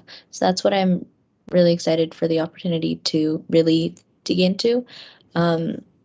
I do have experience there being on the university's Senate and the Board of Governors to have a lot of that, I guess, knowledge and exposure to the academic side of how the university works. So being able to apply that in bits and pieces across the year has been nice. But I do think that there's more there that I've yet to really understand. And then in that government-facing piece, I've gotten bits and pieces from being a delegate for the Ontario Undergraduate Student Association and writing a policy paper with staff. But I think that, again, outside of meeting with politicians here and there, I haven't really built up that much of a knowledge base yet on actually understanding the ecosystem of government policy and what policy and budget submissions look like and whatnot. So that's something that I think would be very interesting to learn more about in the upcoming year. Cool. So things that I've been, I guess, more comfortable and prepared with are kind of involved in, I guess, the formation of, well, rather than the formation, more so like the participation in committees. I think that's something that I learned a lot was being on the internal funding committee. And a part of that is also ensuring the financial, I guess, stability of the fund that I guess like the student endowment fund that we have and managing that. And that was really interesting, getting to learn sort of the financial aspect of how things work, how committees work, how members are chosen for these committees, and how these committees like work to operate and make sure that these funds are properly allocated, how all there are reports and documentation and all of these things made to ensure that people know what they're doing and are able to make decisions that best help the students. So I think it's been really interesting learning about that and learning about the subgroups of student government as well. Something that I haven't really done often was kind of, I guess, like everybody said, is more like external things. I've never really been involved in, for example, like writing reports in such a manner that are meant to be addressed to like the entire student body. For example, I know that, for example, every meeting when there's an agenda, these are really greatly written and are always really informative, and these allow for people to know what's going on. For example, those are things that I haven't really done yet, and I think that it would be really exciting to learn how to best streamline and improve my communication efforts in a way that can best include everybody and make sure that everybody can be involved and informed about everything that's going on. So yeah.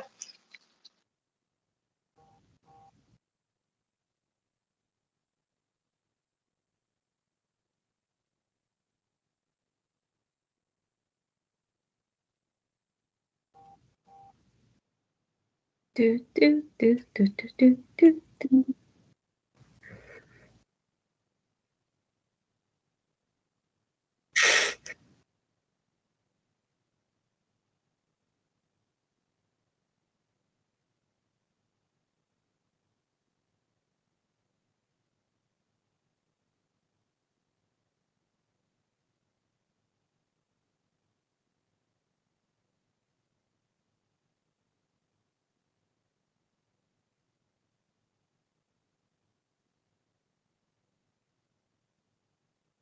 I guess we'll do the order thing again. I'll say that like being a person with a disability, working from 9 to 5 can be quite difficult for me. Just because there's certain periods of time at which like I am not the most productive person that I could be. And I feel like a lot of students sort of experience that regardless of if they have a disability or not. Sort of that rigid structure for a lot of people is difficult to do. I find though that like working with WUSA, a lot of your hours do get spread sort of weirdly. A lot of meetings do end up taking, in the afternoons or the weekends.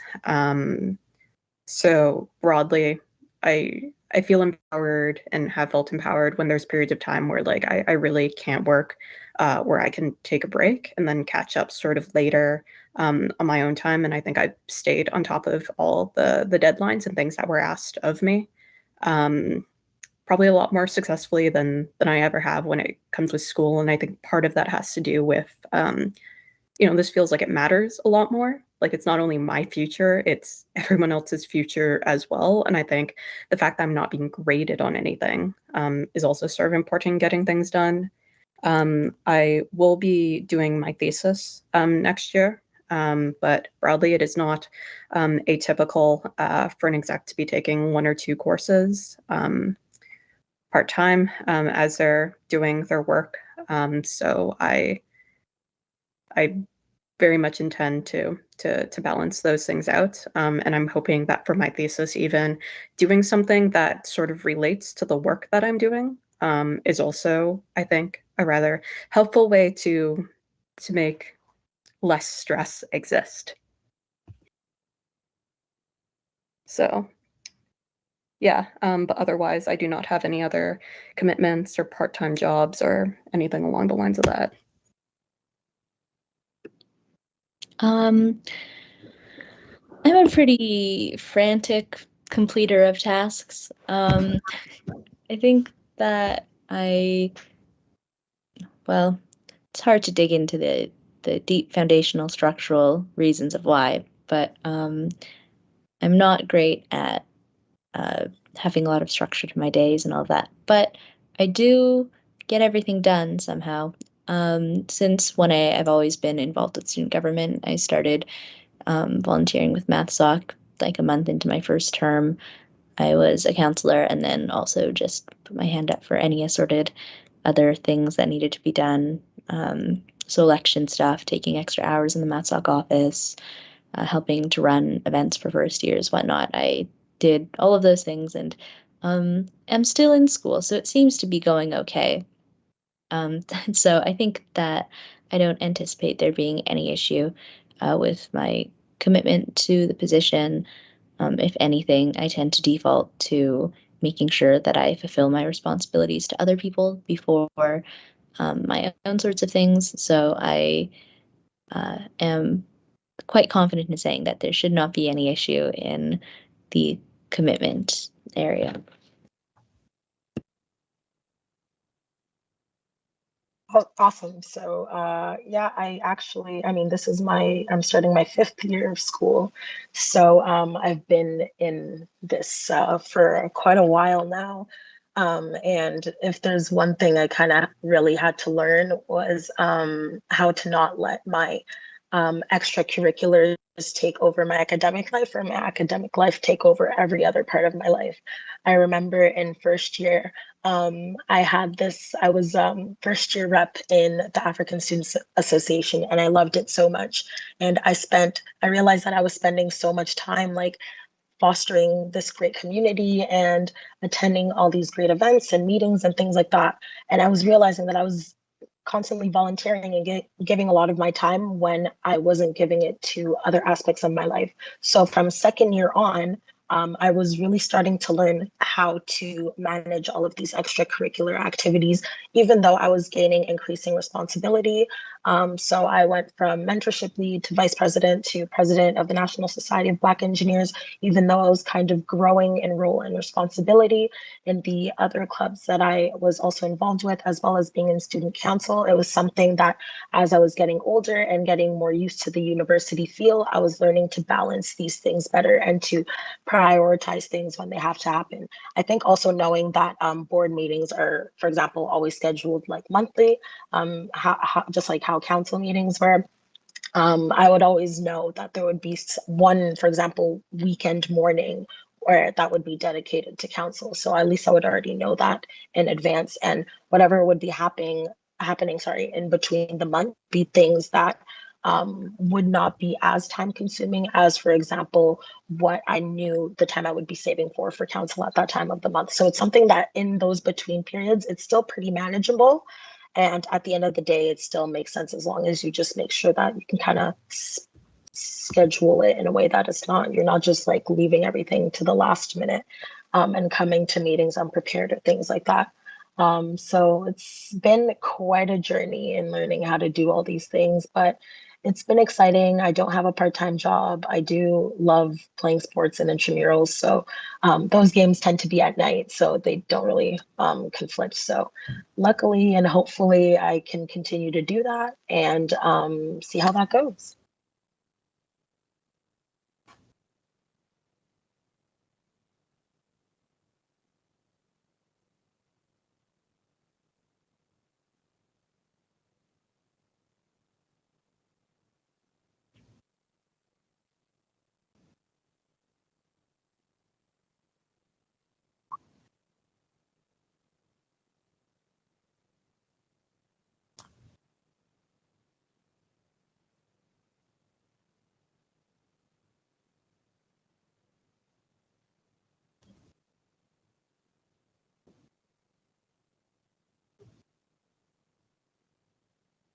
I mean, I feel like one of the biggest sort of issues facing students, or at least it's something that like previous student leaders have been pushing on for, apparently, as I found out, the last 7 years.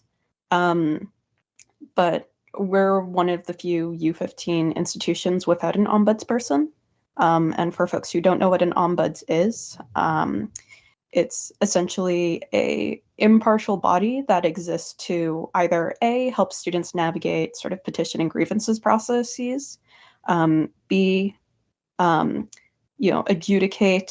sort of decisions when it's sort of deemed that the university isn't really the right sort of body to be, you know, the decision maker.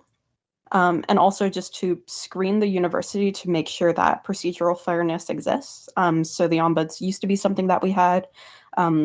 We haven't had it for quite some time, but you know, sort of in my role, I've had a lot of students, you know, struggle to understand how to submit a petition or a grievance or how to respond to an accusation of a plagiarism.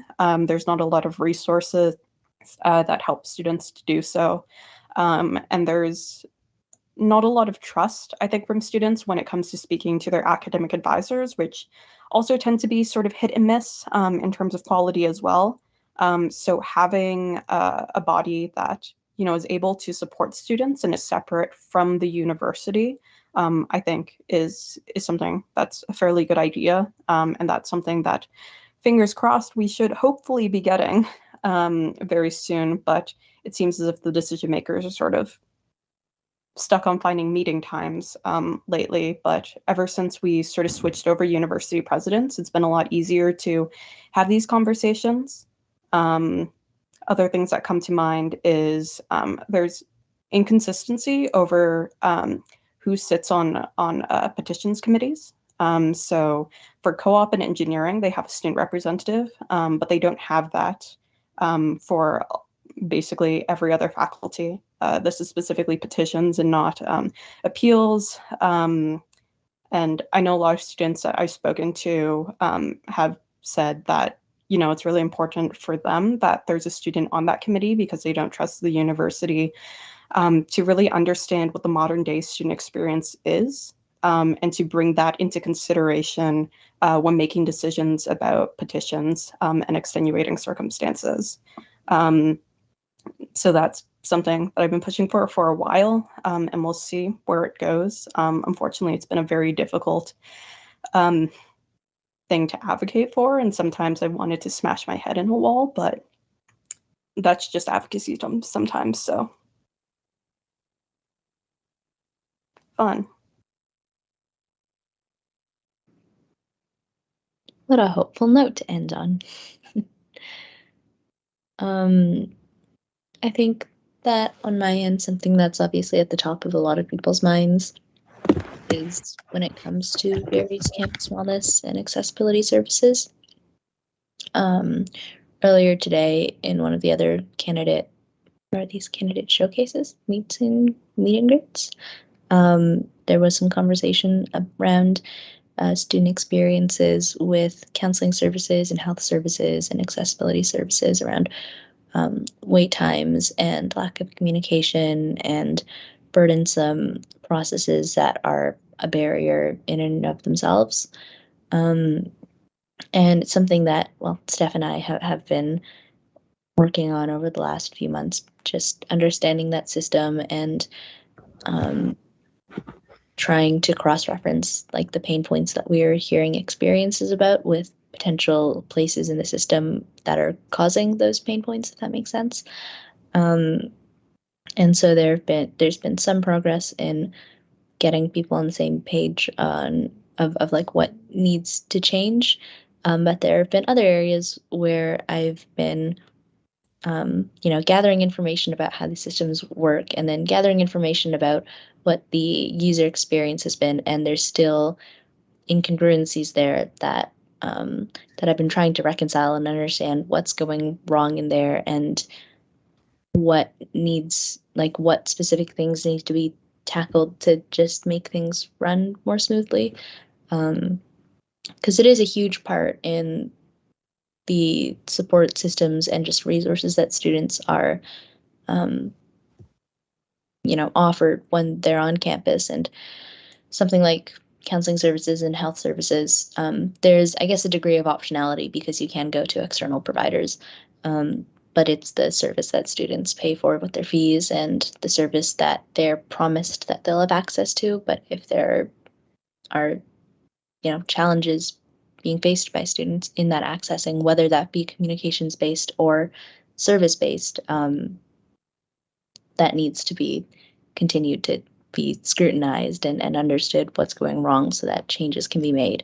And then with something like accessibility services, you don't have any other options, because to get accommodations, to get those certain petition processes started, you need to go through the university's accessibility services through that office to become officially registered in the way that is required. So that's one where like students don't even have other options. So we have to work with what we've got here and figure out what's going on so that things can be addressed. And again, sometimes it's operational, sometimes it's like system-based, and sometimes it's just communications. And all of those come together to, and well, clearly it's not working for everybody, that it really does need to work for. So that's sort of where I'm at.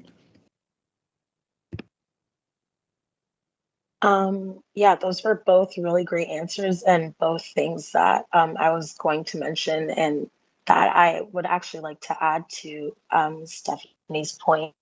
I think something that's really important when it comes to the process of grievances and such things is students even knowing that they have access to these things in the first place.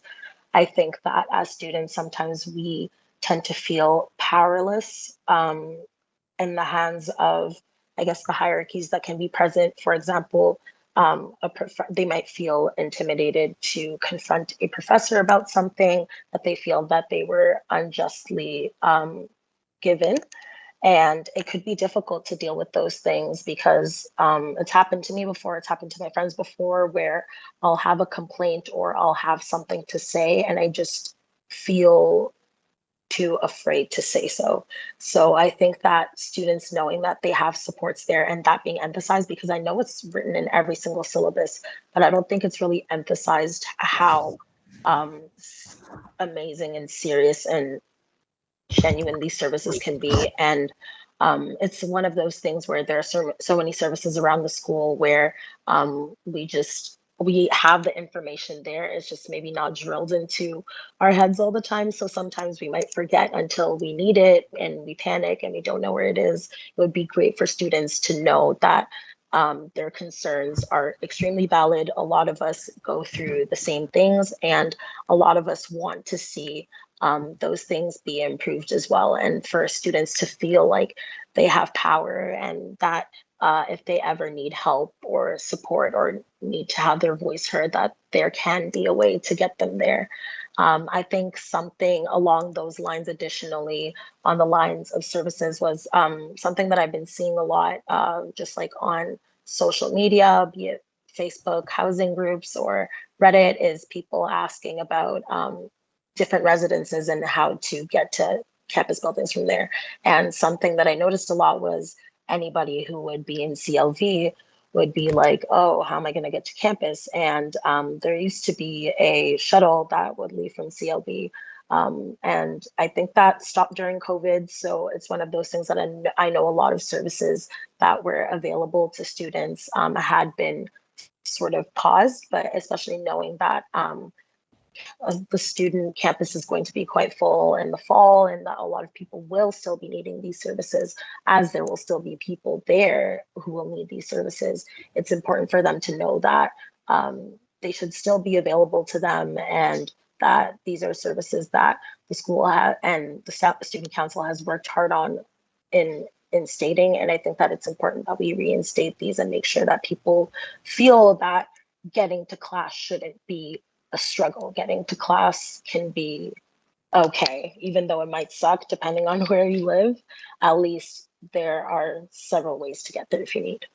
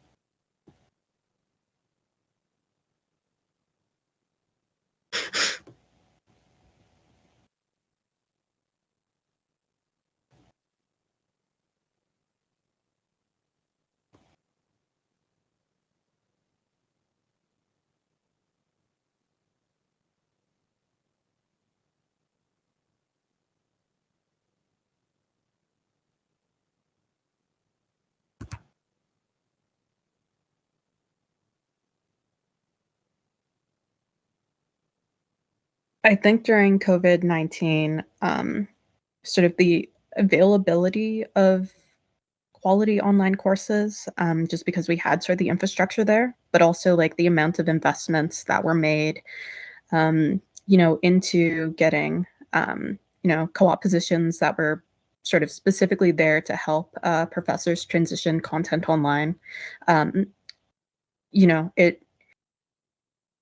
It could have been better, but I think talking to sort of my peers at other institutions, Waterloo had gone above and beyond sort of what was happening in a lot of other institutions. Even when it came to the use of proctoring software, the university had taken the position of avoiding it as much as possible because it recognized a lot of the equity and privacy and security concerns associated with it.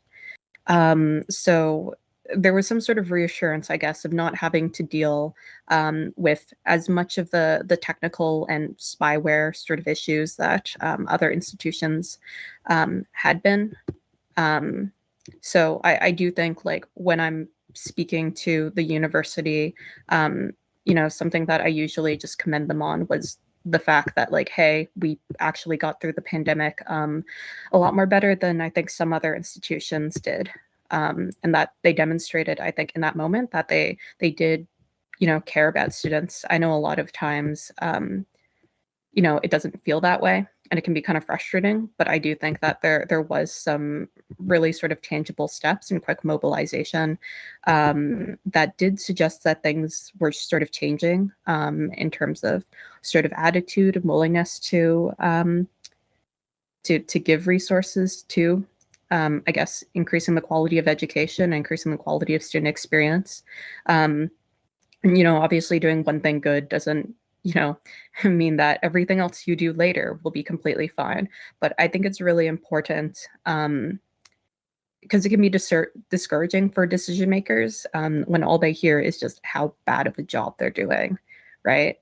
If you're able to find something that they're doing well and say that and express thankfulness for that, I think, calling people in instead of calling people out, and telling them that, you want to see more of this behavior, more things like that. I think it's very encouraging and it's very important. And that sometimes the way to get more things done with the university is to take that approach. Sometimes you gotta yell at them a little bit. But personally, I found that during the pandemic, given how tired and exhausted everyone's been, a little niceness can go a very long way.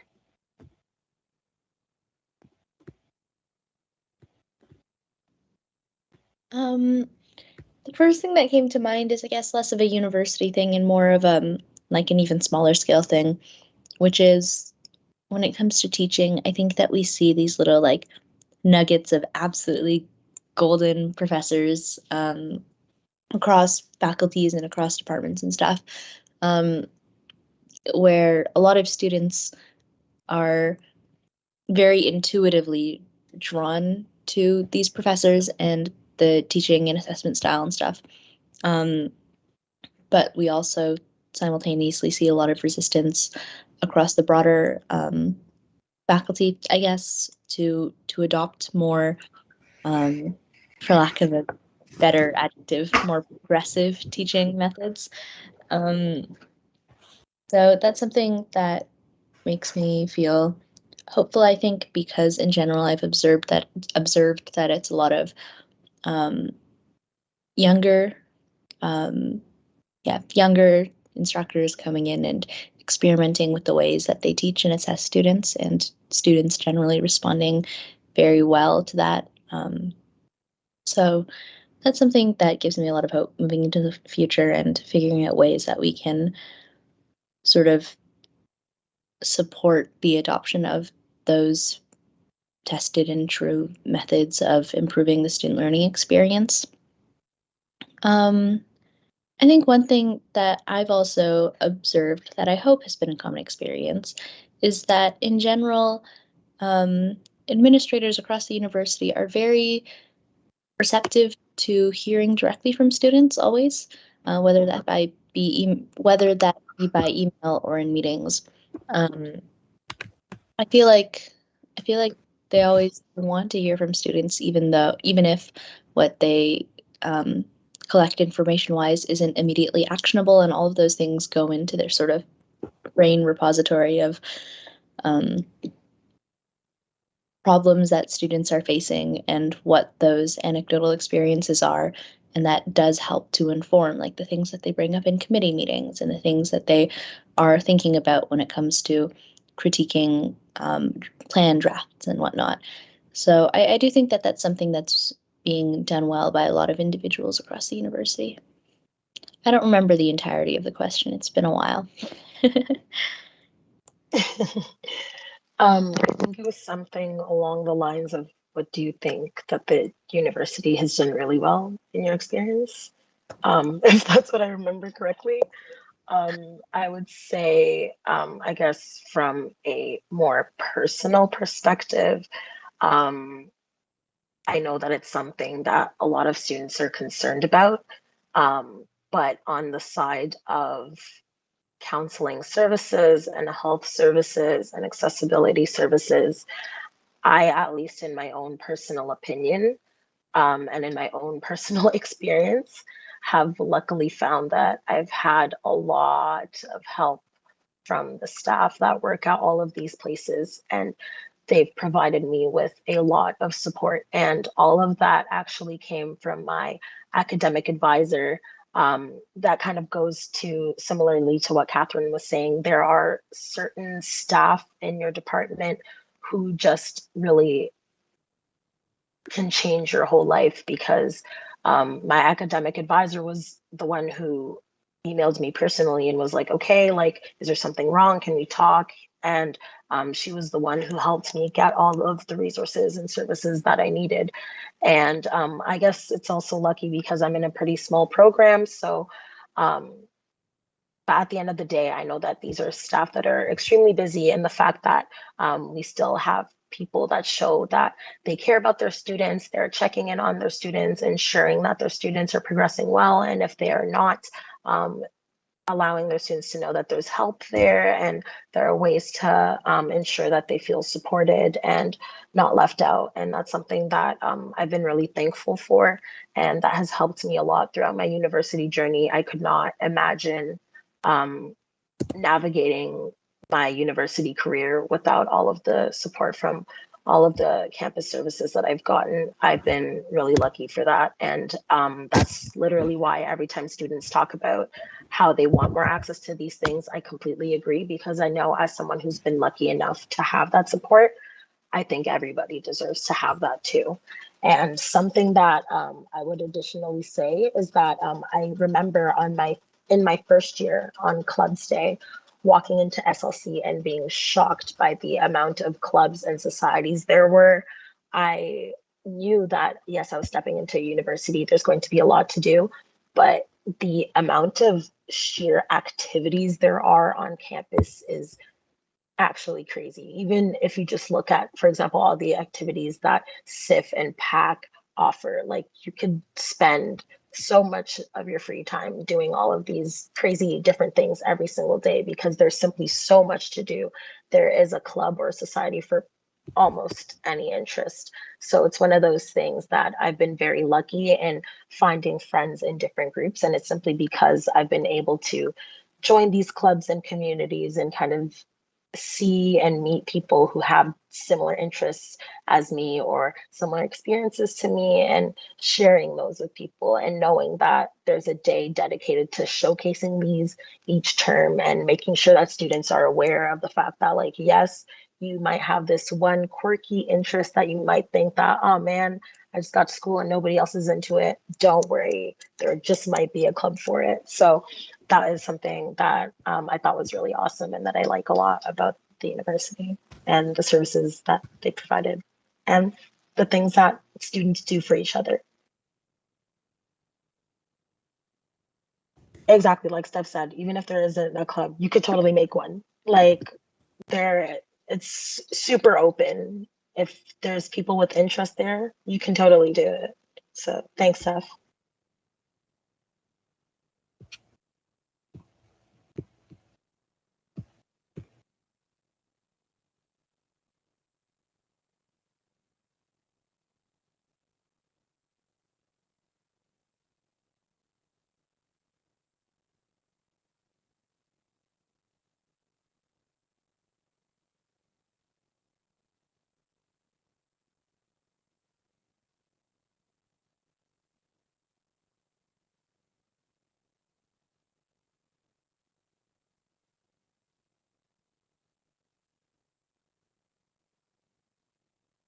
I'm hoping that we find the right balance, I guess, when it comes to reporting information. Because, like, in my experience, I guess this is kind of confusing to describe, but there's, literally been some cases where, my associate vice president, municipal affairs, tells me what's going on, and then I have to tell that to the other executive, but I also need to tell that to council, but I also need to tell that to another group, and then someone tells me something to tell back to them. And at some point of that big mess, I wonder at what point does it just make more sense for that person to relay that information themselves, right? Like, if they are the one that is doing the work and can answer questions sort of regarding it, I sort of question whether or not the hierarchy is making the system smoother. So I'm sort of excited when it comes to board, that a lot of the executive roles, at least mine in particular, it felt like I was doing a lot of managing. I was doing a lot of supervising, and sometimes I got to do things, but a lot of the time it was just receiving information and trying to direct things. And like, with the people that I ended up getting as my associate vice presidents, they were all very competent. They were all very smart. They all very much understood what was expected of them, of council and of different sort of groups. So at some point, I question what was the point of me being there. And I think that, a lot of things will be easier when we have board members who are responsible for advocating on specific portfolios and can report that to the board. Simultaneously, though, I think it's really important that we still have that accountability there, because, me giving a report to council or me giving a report to the Education Advisory Committee, that was a form of accountability. That was a form of telling other student leaders and representatives what it was that WUSA was doing. So if anything was done wrong or they disagreed with, that we could have dialogue about that. And so that students were aware what sort of issues were being focused on. But I think that we can find that sweet spot between, being accountable, being communicative, being open with our student body, without having to play a very fun game of broken telephone. Or less so fun game of broken telephone, I suppose. Yeah, I kind of feel like what Steph's getting at is the biggest thing that I'm looking forward to. Just kind of letting students focus on the things that students are really good at. So that like ideating and coming forward with issues and working to massage potential solutions into like recommendations that we want to move forward with. And it has been really frustrating having to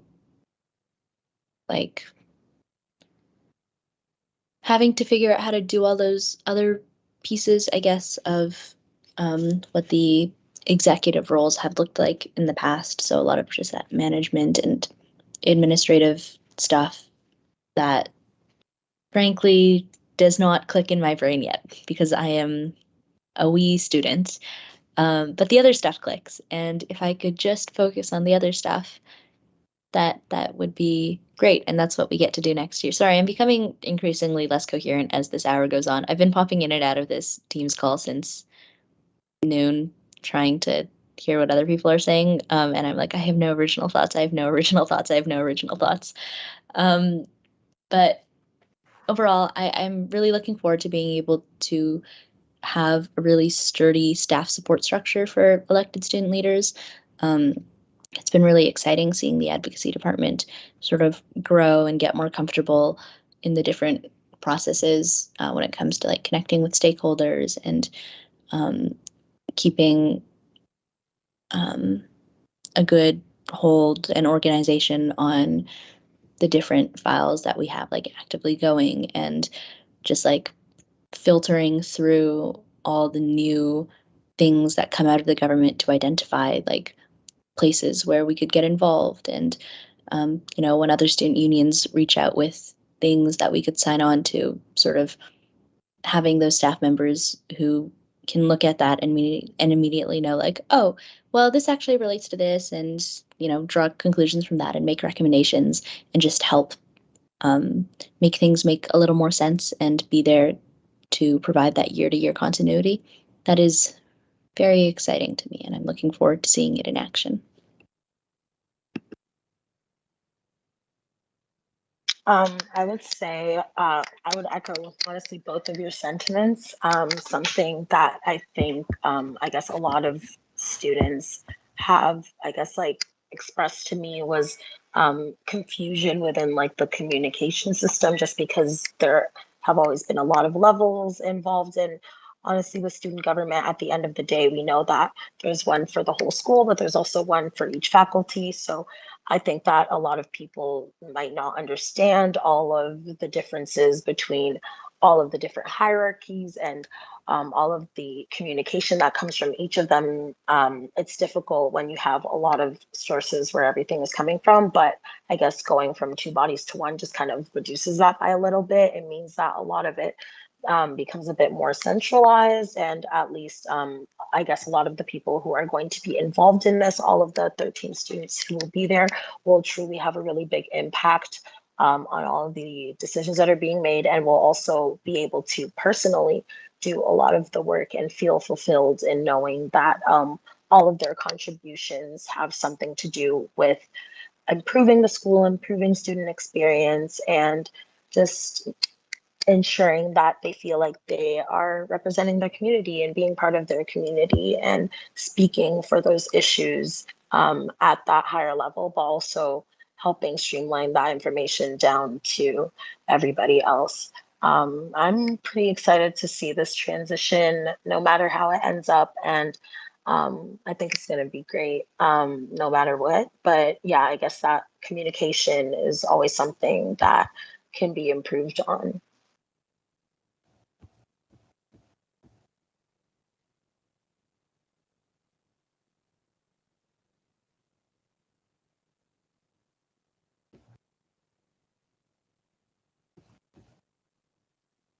I love weird.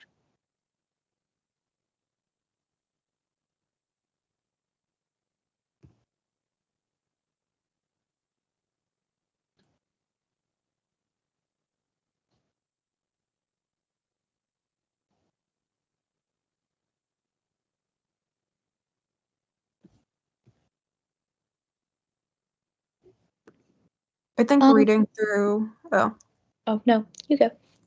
Okay. Guess we're sticking with the order then.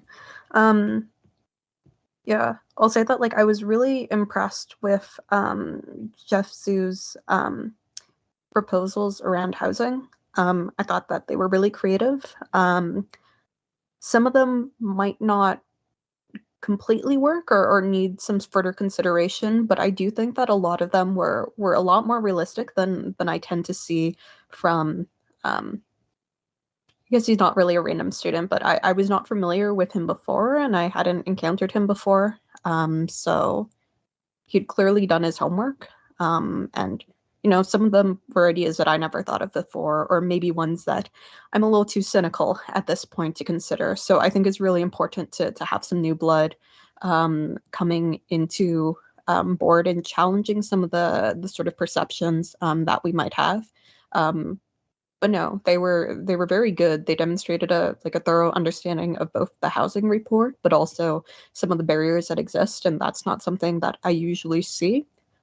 So yeah, I would encourage folks to read the commentary there around housing.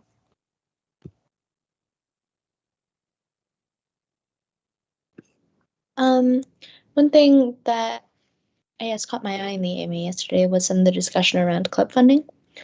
I don't really know how I feel about it because I think that, well, really with anything that WUSA funds, it's a bit of an awkward spot between when it comes to having responsibility over the way that student fees are spent and the different sort of models by which a student group can be funded. So if you look at like some society clubs like at MathSoc, those clubs directly budget into the MathSoc budget, and everything that they budget for must be basically approved by MathSoc Council, and that includes like basically a sense of like, oh, what events are you spending this money on and whatnot. And the fees that they collect also go into the same budget. So everything must be laid out and presented and justified for every single term. And then you have something like how our student-run services work with like yearly cycles of budget proposals that are sort of similar. And then you have clubs, which are in this interesting spot of being fairly independent and having just a certain allotment of reimbursable funds each term, and then everything else is sort of up to them, whether they apply to endowment funds or try to look around for sponsorships and partnerships outside of WUSA, or if they collect membership fees, or if they fundraise on campus by selling donuts and succulents. There's a lot of independence there when it comes to having to figure out the finances alone, but at the same time, there's also a lot more independence in how that money is spent. Like you never really have to justify to, you don't have to appeal to a higher body to justify why money should be spent in a certain way. But it's also true that clubs are really important for a lot of people, and that figuring out different ways to approach supporting them in the ways that they're having difficulty operating is important, although it's sort of questionable to what degree that is in board's purview, like which parts of that are and are not. But I do appreciate the sort of conversation and chatter around clubs, because I definitely have a soft spot for clubs being just at the heart of student life, being something that is so student driven and so intrinsically motivated, and just having such a diverse variety of ways that students can be involved in them. So very happy to see discussion around that. Yeah, I think that Jeff mentioned, like Steph said, Jeff mentioned something that was pretty interesting. I think he said something along the lines of creating like the UW flow for like buildings and rental companies and such things. And he was specifically talking about how a lot of people tend to refer to Reddit posts.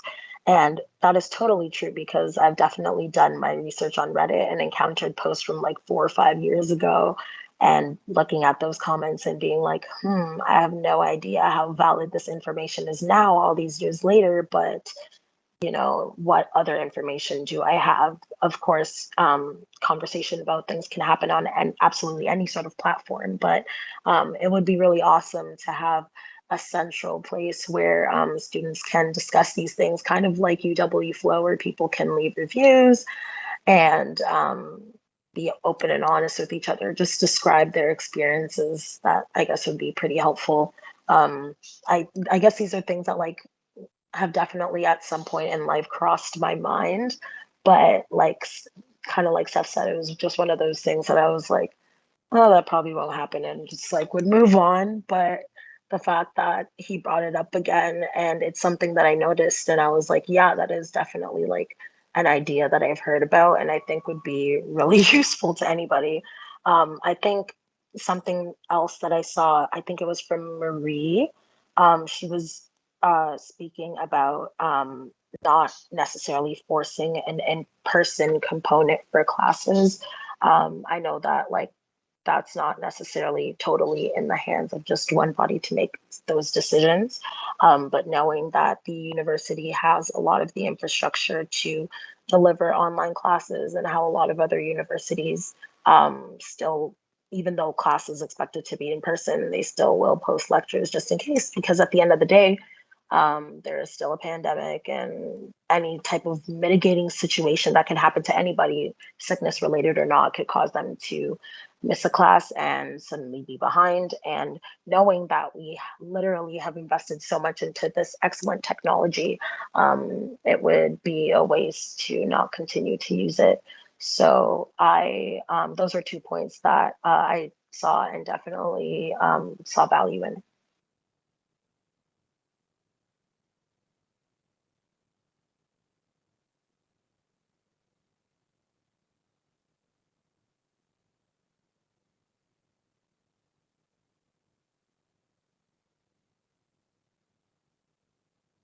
Thank you for hosting. Thank you so much. You did great. Why are there two of you? Why are there two of you?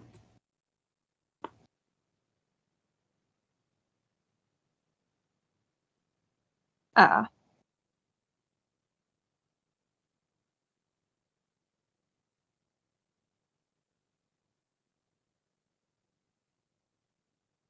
Gotcha.